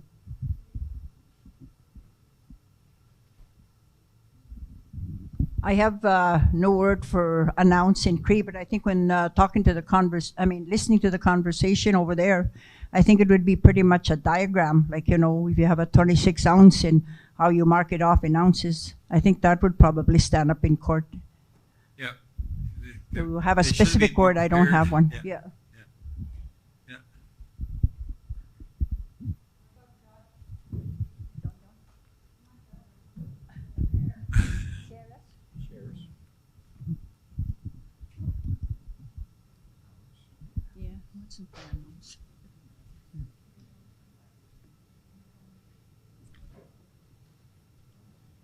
Where's the microphone? Yeah, okay. I have no idea what ounces.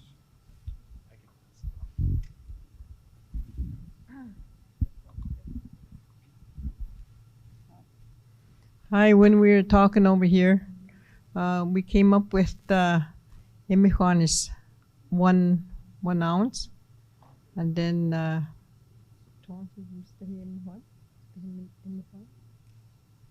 well, that's what we came up with. Imihuan is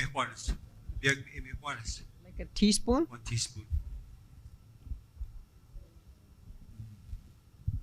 See, if they would have been prepared, they would have had that. But sometimes in that moment, you get caught up. You can't think sometimes because you're under pressure, right?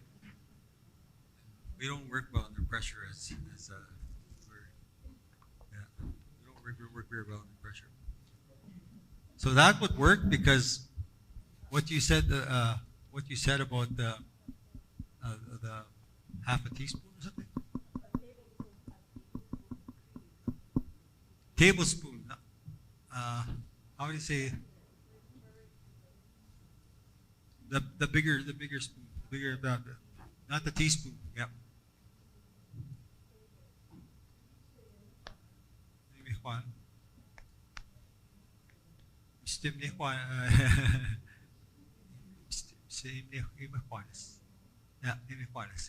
Yeah.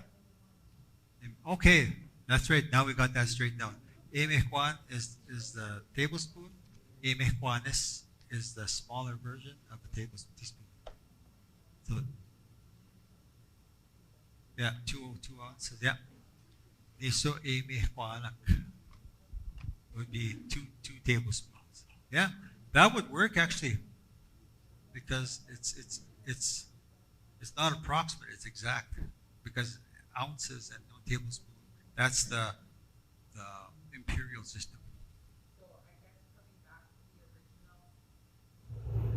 question, not all English to be translated to Cree would have to be phrased in a different way. Yeah. Description of a spoon and a certain size of spoon. Yeah. So it's all about descriptive language. They'd have to work with that in court. It would have to be accepted in the court of law. Yeah.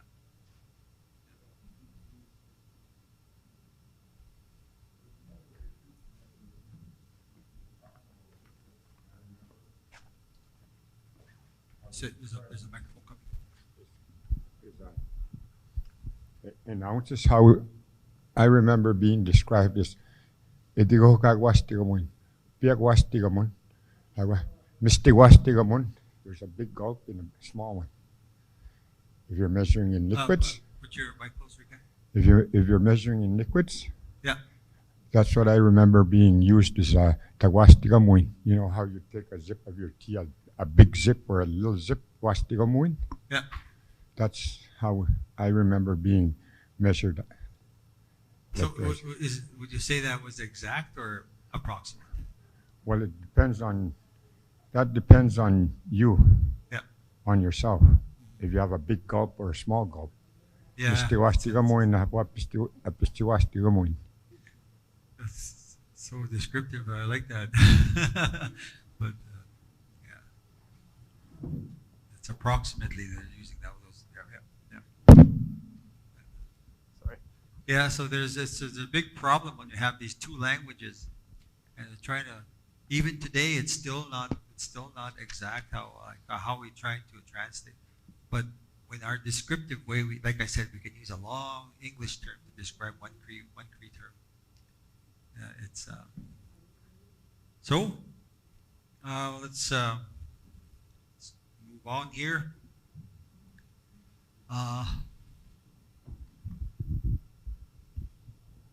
Where's that?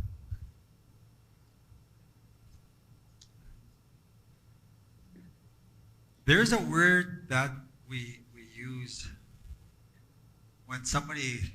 Let's have a little bit of fun here about kapugitotoyak. But we don't say ipuigatut. We say itasanak. That's just like a shotgun blast, eh? Anybody have heard that? Itasanak. Just a big loud sound, but itasanak. That's it's just a fun way of saying like passing gas. Because we always tease each other, right? It's always been about teasing each other. And some of the words you use in English, it's not appropriate. But in Cree, it's appropriate. So, like I said about that one word, about when we used to tease each other when we were younger, it's supposed to just talk just like the baboon, eh? But it was acceptable to hear stuff like that. There are a lot of, what's that? You say something? Oh, okay.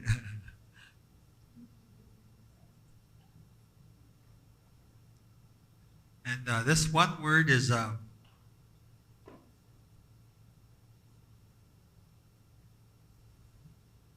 the cold weather caused my nose to run. This is how I always say it back home. Isagi gumiaskat siyan. How would you say it? Isagi gumiaskat siyan. Is it the same way, or it means that it got so cold my snow was starting to run right down here. See, it's a funny way of describing a situation when you come walking into a house. In fact, sometimes one of my relatives walked into a house. It was so cold, her eyelids froze shut. She had to wait for a while until they kind of melted, and then she was able to open her eyes. So, how would you describe that in your language when your eyelids kiss siguro?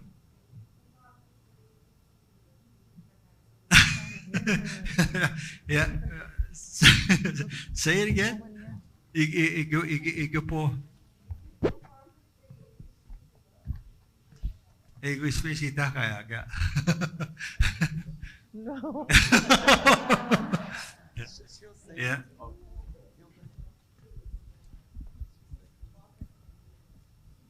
See what he says first. So, yeah.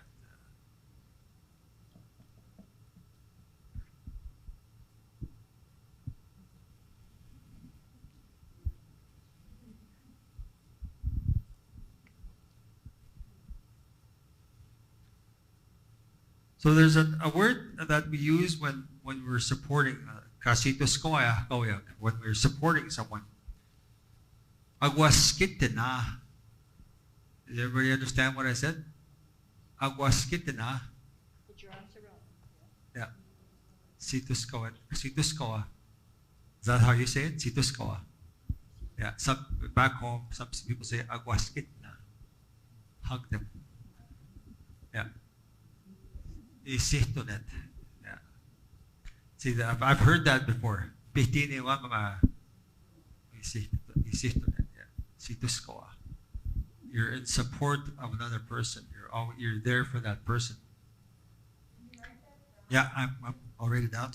I'm gonna put Situskoa and I'm gonna put Aguasquita. Both of them together. They mean the same word. Okay.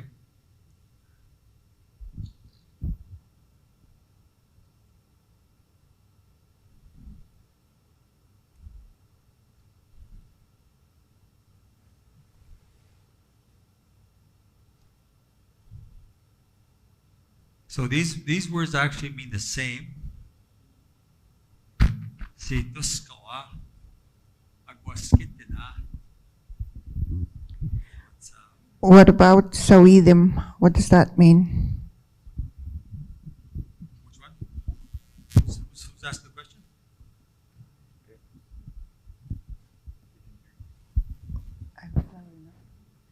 Sawidim.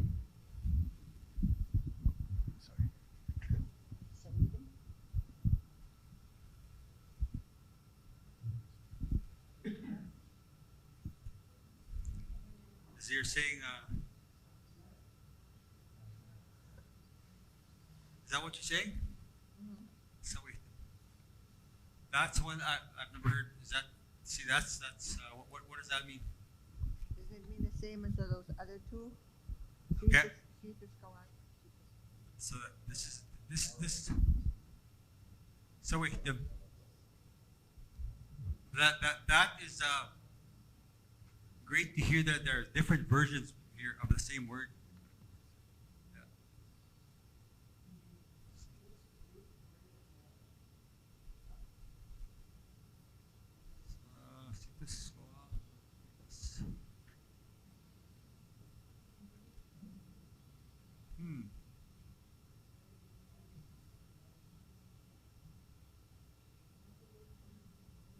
They all mean consoling someone. Yep. You're supporting and consoling someone, and they all from different areas. The one in the middle, Aguasquitna, comes from my area. Situskoa comes from here, and Sawichtim is from what area is that? Where is that from? The bottom one. South Indian Lake. Okay, so that's interesting. We're being far apart from each other, where we can actually have our own version of it. It's like the Ojibwe. When we've been apart for so long, there are ones that are so different, but ones that sound the same. It doesn't matter how far. Sometimes it could be 40 miles away. They say something different. Like the Canoe Lake First Nation and Waterhead Cree Nation back home. We speak totally different Cree. They have totally different words than we do. Just like what I'm seeing here. I'm not sure what it's that separation, I think. Or over time, it could be even before contact. Those words could be used in certain areas. That's very interesting. Yeah. And some people did not come in contact with each other because of geography. Because we're so far apart, there are so many words that are similar, but then the words kind of change so much to that. So like I've never heard that. From my area. Yeah. This is really interesting. So I am going to be in contact with Hector. We're going to be in contact and about certain words, right? We're going to be in contact, and I think he'll be my contact person for when TH and N dialect. Actually, we have an N dialect. Jeff is part of my team, so we can work on the N dialect, and some of the words will come here. So those words will come in with those numbers, and if you're TH, you'll collect that one. If you're N, you collect that one. I really want this to work here too, because, yep.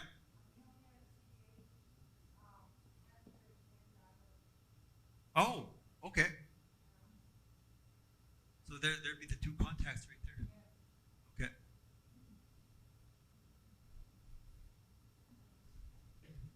So we'll figure out a system for this area. Will work for your language retention program. It's just that first part this morning, what we talked about, it's universal. It's Hello. universal knowledge that verifies that our language is meant to be. Yeah. Okay, question? Yeah. That I'm looking at these words here, sitosko. Yeah. That's a word in our language too, in the Cree language. Sitosko means that you're supporting somebody, like when something happens, something like a death in the family or something wrong happens. Yep. That's what that top one means in our language, in the Cree language, in our Cree language. And that other one, agwaskitten, means you hug them. Yeah. In that, the bottom one there, that sawidim, means you give them your blessing. Tas sawidim atena. Isawimet. That's what's. Oh, okay. That's the root word of that. You are there for a blessing of some sort, right? A supportive. That supportive way. Yeah, right there. Yeah. I was just going to comment on your last there, like how different the languages are. But most of like northern Manitoba, like right from York Factory to Winnipeg, most of these communities were connected by the rivers, and they transported and worked on those rivers, like, even stopping at Cross Lake, Norway House, when they transported all their furs and supplies back to the north. And even like ourselves in South Indian Lake, that wasn't part of the route. But even like my grandfather was one of the crew from York Factory to Winnipeg to be the ones hauling the stuff over the portages and that, eh? So we had a long connection from way back. So most of the words that we're saying, they may be a little bit different, but when we start saying them, you can see the similarity in it. Yeah. Oh yeah. See that is that river is a connection, right? Mm-hmm. I'm going to tell you a story about how great distances. This is an ocean away.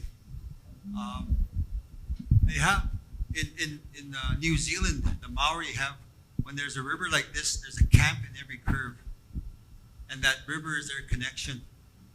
And it just blew my mind when they call that the kinship line, Waikoto. It sounds like Waikoto. Really, the kinship, the relationship, yeah. And they say Waikoto. It's very that is a very distant. That's more than some of the First Nations. But why is it similar? Eh?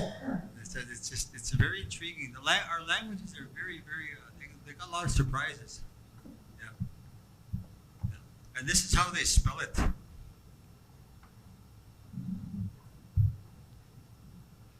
In fact, their university is called the University of Waikoto. Yeah. It's in New Zealand, the Maori people. Yeah. Waikoto. Yeah. Very similar, isn't it? Yeah. The root word is one. Yeah. So there's a lot of words out there. And when the The people from South America, the Nahua people, I said when they say wolf, they say Maya Ken, and we say Mahikan. The Nahua people are, that's what they call themselves. It sounds like Nahio.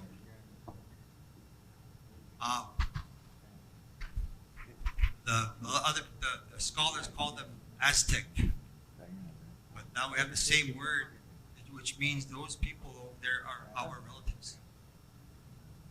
There's a band of this tribe in Mexico. They call themselves. The English call them Kickapoo. Ever hear of those Kickapoo Nation? But if you pronounce it Kikapuak, that means they're moving from the one location to another all the time. Yeah. It's very similar. That word is very similar. Even that's part of Mexico. Wow.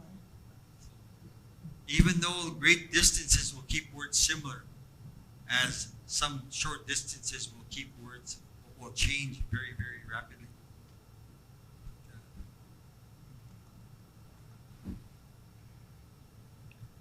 Glad you brought that up. That river.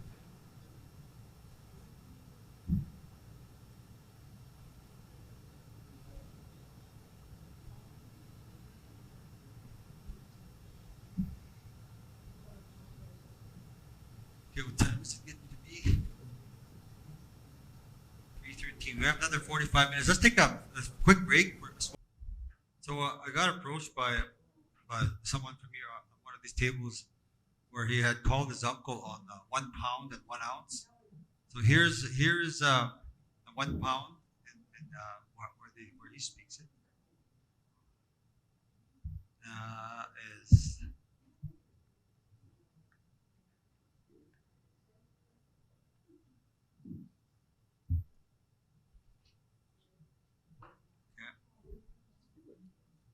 And 1 ounce.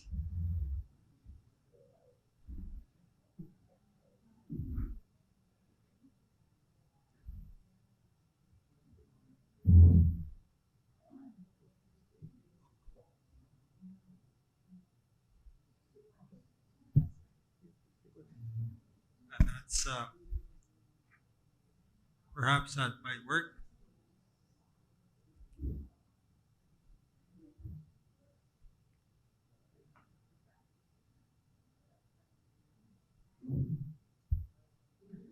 Yeah.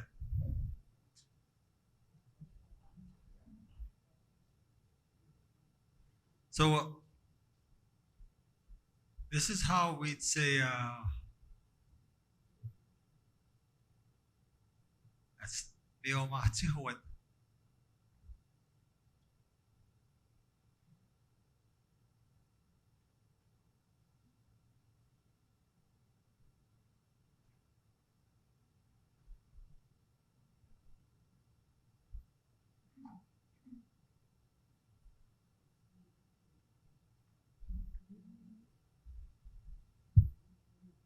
So there's not much of a difference. Oops, last one here.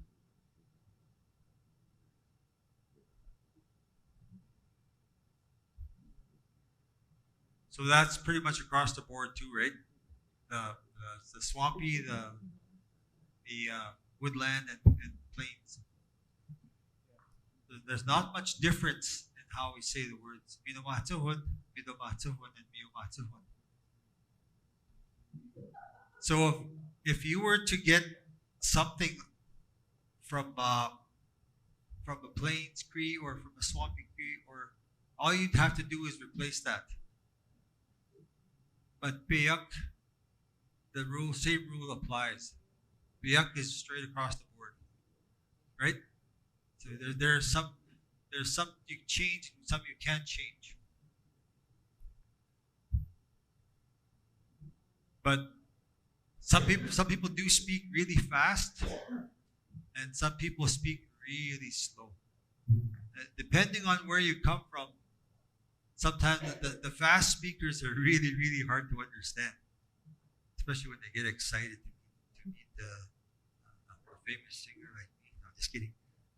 But yeah, it's the speed of that language But it's okay to say, hey, can you slow down a little bit, buddy? So you have to, but we can all understand. I'm pretty sure we can all understand. But the Cree from like Moose Cree and from what do you call that, James Bay Cree, I have a hard time understanding when they speak Cree. Does everybody have that same problem? Have you ever met people from James Bay? They speak, it almost sounds like a different language, but it is Cree. I think we've been separated for so long that they have totally different words. Yeah, it's. But here we interact. The three of us, the swampy woodland and plains, we interact quite well within Saskatchewan and Manitoba. So if I send you something in correspondence to the Cree, I will make a note of where to change. So well, maybe I may as well, because there's two different Cree, right? There's swampy and so I have a lot of phrases that I could send you with the numbers on it. And this is just an introduction to it. And for those that want their language back, it is possible. I'm working with Big River Cree Nation. It's a Y dialect, the Plains Cree Nation, right in the center of Saskatchewan.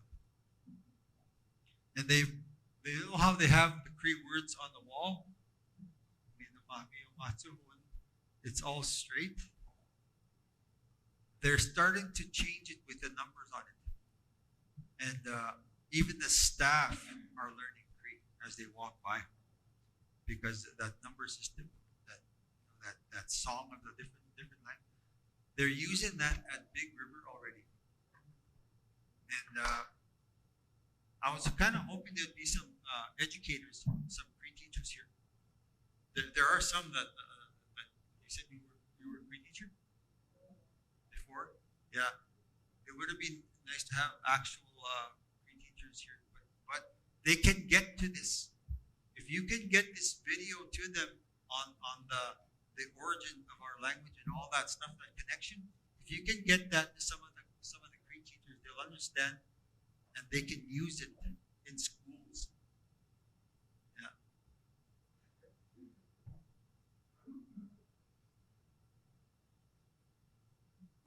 With my one student from Flying Dust Cree Nation,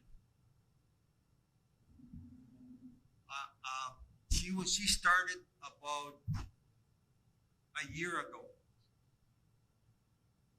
See, I sent her in some. I didn't want to overwhelm her. I sent just so much Cree where she practices, and then she said, "I'm ready for the next round." So I sent her the next round, because you can't take it all. Like, you get overwhelmed when you get too much. You have to work in portions. And I'm amazed at how because she never spoke Cree before. She is 27 years old. She works for the tribal council. And I'm having conversations with her already. And she literally cried because she's speaking her language for the first time. So that's that adult age. But anybody can learn this. Any age can learn this. As long as the kids are they learn fast when the pronunciation, the numbers system at the schools, they pick it up so fast. It's but I'm not saying that this is the only way. There are many people coming up with new stuff all the time. If you ever watch, Simon Says, he's TH dialect of Northern Saskatchewan. Simon Says in the Cree, and I think he's on YouTube or Facebook, and that's the TH dialect from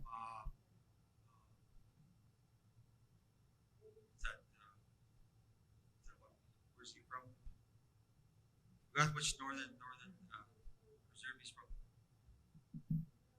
But yeah, like I said, he is TH, and his way of teaching Cree is very unique as well too. Minu kisakau, kisakau. He puts kiss a cow, and he kind of work with that, but it's kind of off a bit. It's not the right pronunciation, but he puts that English word into that, and that's his style. It works. It works for some people, and then if you combine all of those, I'm pretty sure you can come up with a plan for yourself. Kissy cow. It has a picture of a cow with big lipstick.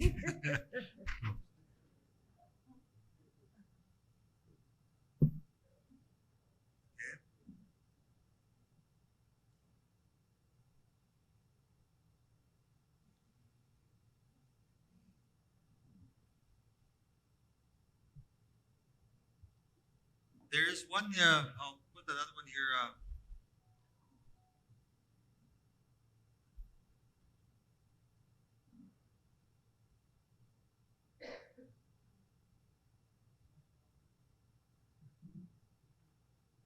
Unah ka mixe ekwa. Anybody hear that here? Okay, settle down. That's what that means. So this is what you some of the words that you got. Looking at some of the stuff I've sent, and if you look at when I sent these, the first ones. Okay, settle down. Listen to this. Okay, settle down. Punah ka mixe ekwa. It comes with audio. So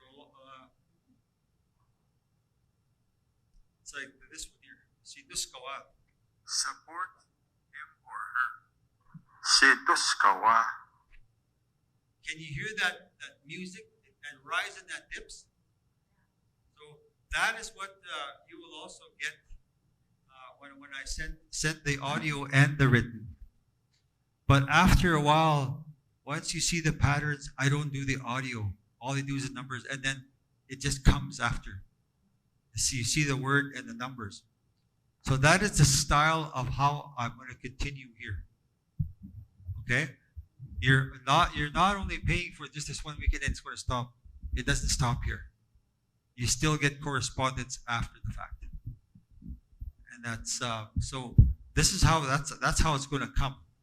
And I'm going to walk around and I'm going to show you what actually you get.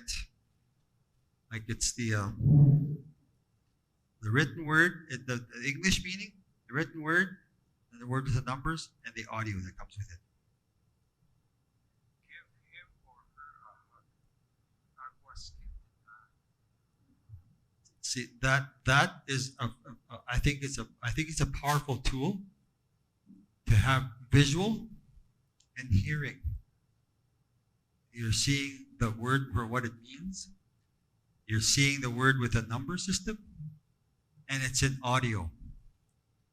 So that's what you're going to get. That's what I'm going to be sending after. Okay. Who here has never spoken Cree? First time. Let's try something here, okay? Okay. Let's try this one.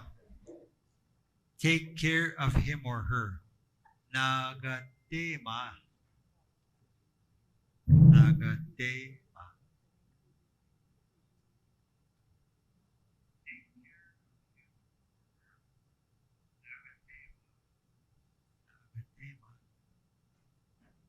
Okay, that day is what? Nagatema.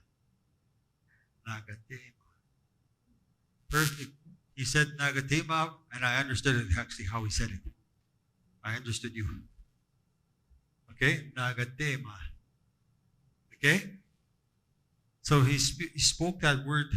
Now it's going to be on recorded, right? So one more. What? You spoke Cree? You want to try? Okay, I'll try one. They're not hard. I'll just give you a. Okay. I'm looking for the bad words. No, I'm just kidding. You know those ones. Okay. Okay. This one is, your grandmother always says this to you. When you're cold, throw a blanket over yourself. Agua na ho. Agua na ho. Agua na ho.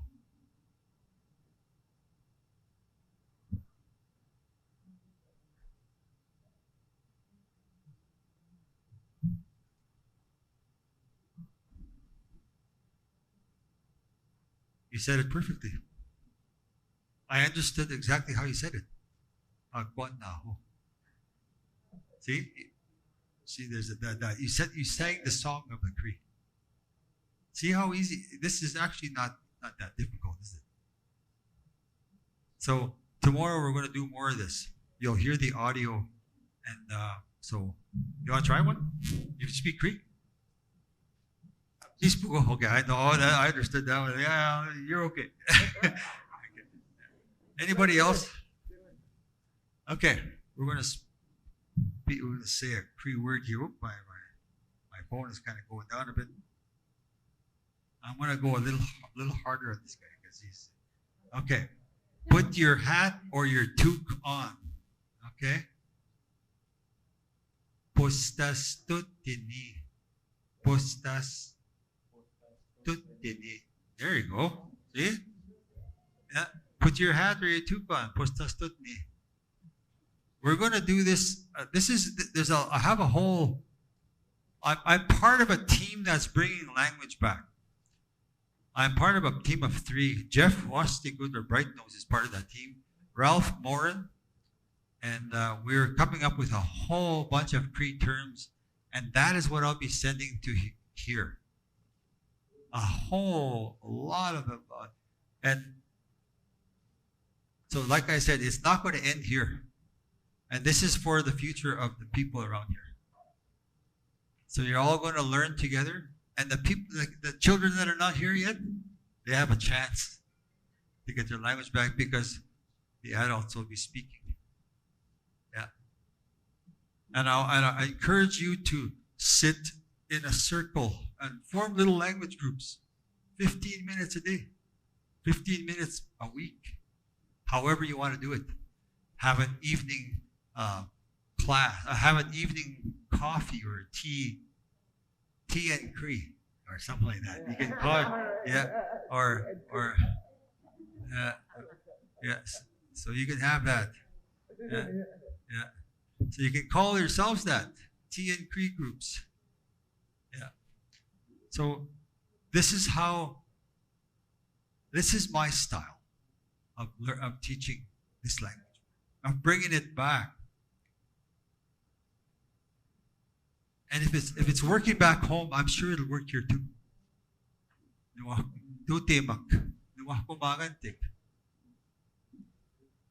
Bisan makamats ni do na o. Kamats ni hiyo o. Ni hiyo iwan na makakaw kapita ko tiuta. Kapita ko ti magan. Kispin kin daw iti na o kaw fix ko ni hiyo iwan ni daw iwan. Utan mapuucha. It has to be from here. You have to have that passion to want to learn. Like that Muniao that learned. And now when we speak no English, we speak Cree. I love that conversation. And he doesn't sound like a white man. He has that real accent. He speaks that, and you know what he said to me? He said, I wish people of my race would learn an indigenous language. Then they would know the heart of that nation. And he says that with passion, because if they knew our language, if they learned our language, and how we actually learn from here and not here, if they learned it like he did, we'd have a better country. Just like that in the States they say MAGA, make America great again. Okay, when are they giving their land back? So we can clean it up. So people's place of learning.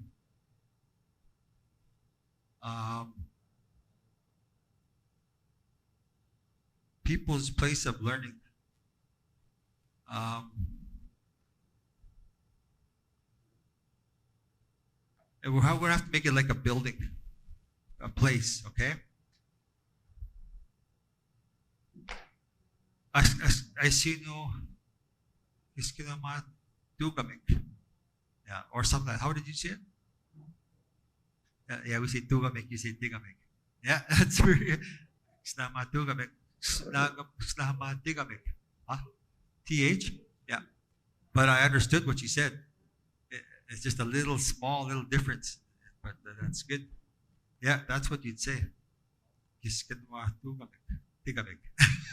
I'm saying it in my way, but kiskinahama tigamik. Kiskinahama. Kiski. Nahama. Tigamik. Yeah. The place of learning. Yeah. Nama.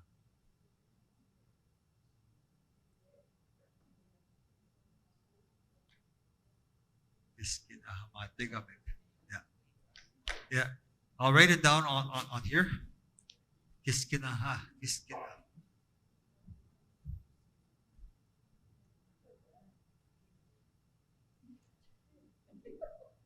Oop.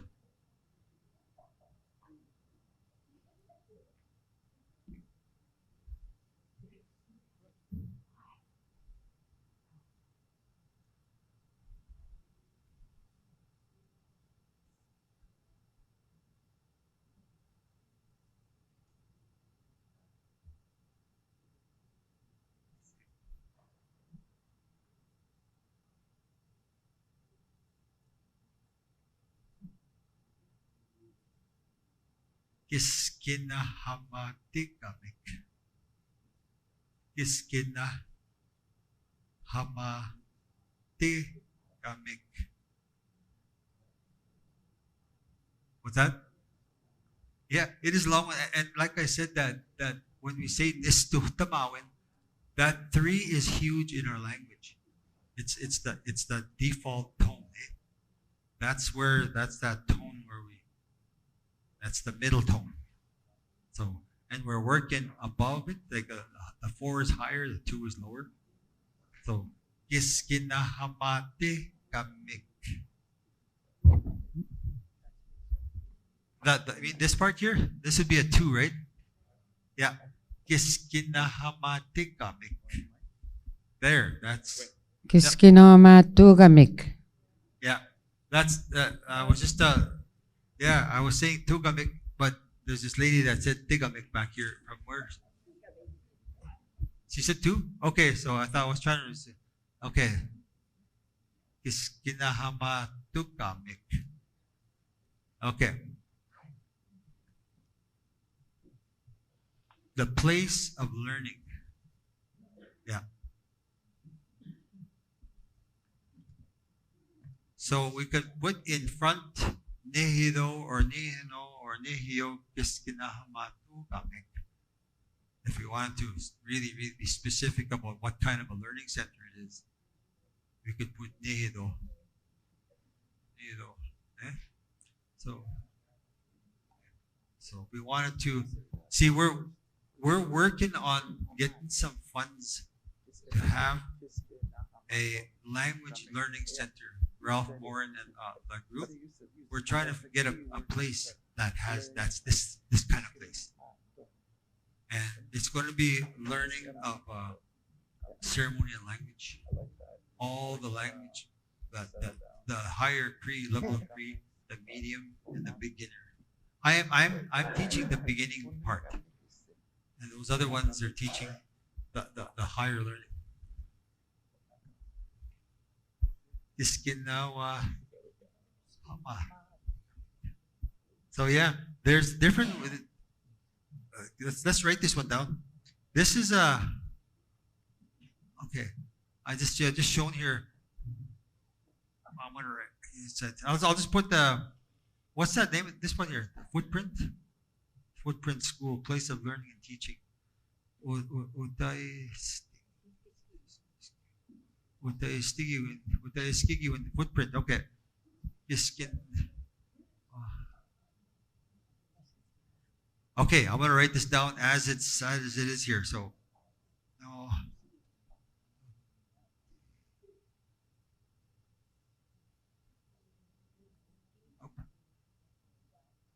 Utay.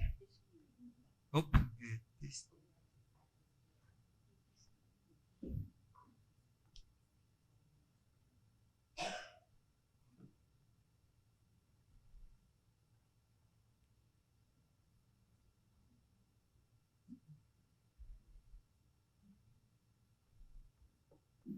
Utetiskiwin.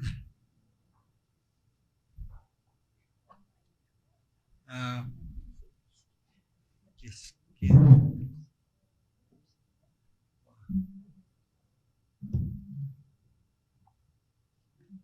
Kiskin waha.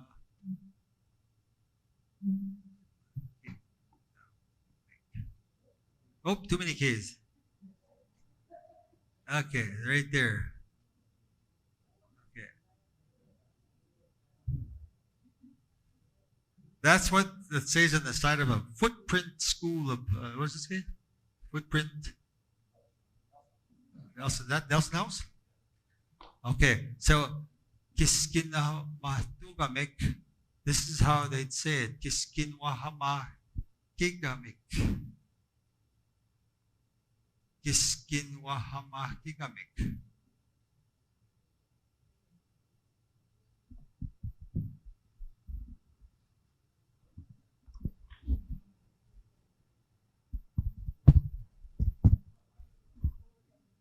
Yeah, that's really wow. Nelson knows. Yeah.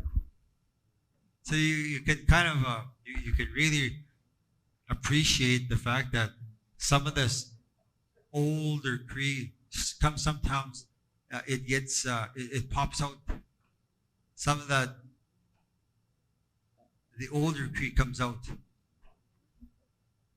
And like that Kiskinahama Tugamik is this is I'd say this the bottom one would be the one that was the real way of saying it.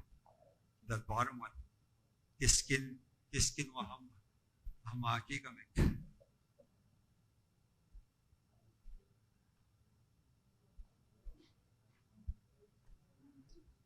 That would be one of the true ways of saying that's But but like I said, every area has its own version. But that is, you know what? I have never seen that, but I'm getting real how it's said right there. It's that's a lot of no, not numbers, but a lot of words in between words.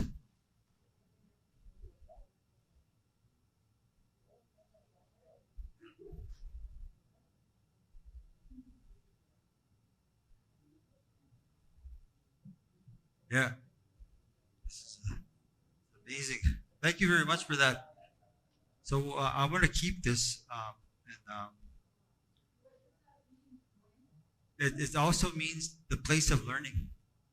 That's yeah, learning and teaching, place of learning and teaching.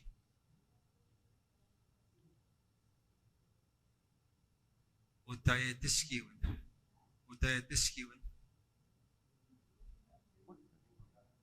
Oh, okay. Utayatiskiwin. Yep. Kiskin Wahama Kigamik.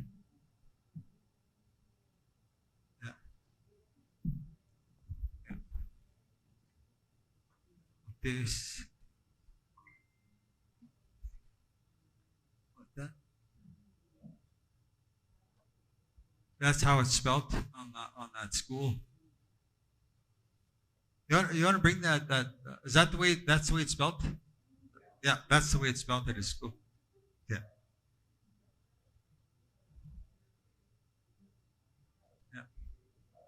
As TH dialect? Yeah. Yeah.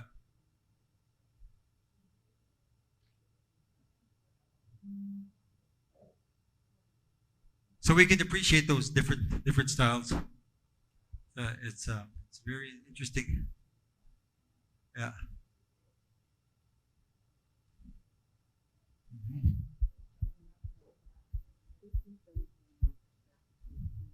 So tomorrow I'm gonna do all that audio with you. We're gonna do audio like that, like what some of these first time Cree speakers tried.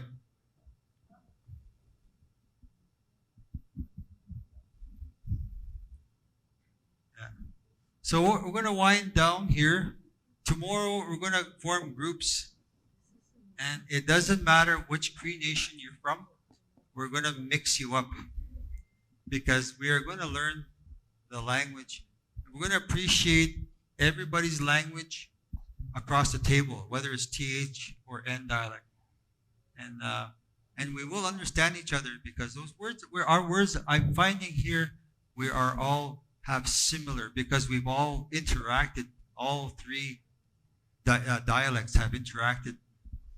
So we're going to find this. We're going to do this a fun way. Okay. We're gonna learn. We're gonna listen to each other speak Cree in phrases. Okay. Make a limited amount of swearing. No, there'll be none of that. It'll all be respectable language. Okay. So Igusif, wapakit tomorrow morning 9 o'clock. Let's do the groups, and I will select the groups in a different way. So I won't know which table you're at, but I'm going to give you a number system. So like 1, 2, 3, 1, 2, 3, that kind of group system. Okay, it'll be number 1 group, number 2 group. So that's how I'll select tomorrow. Okay, ito sa wapa. No,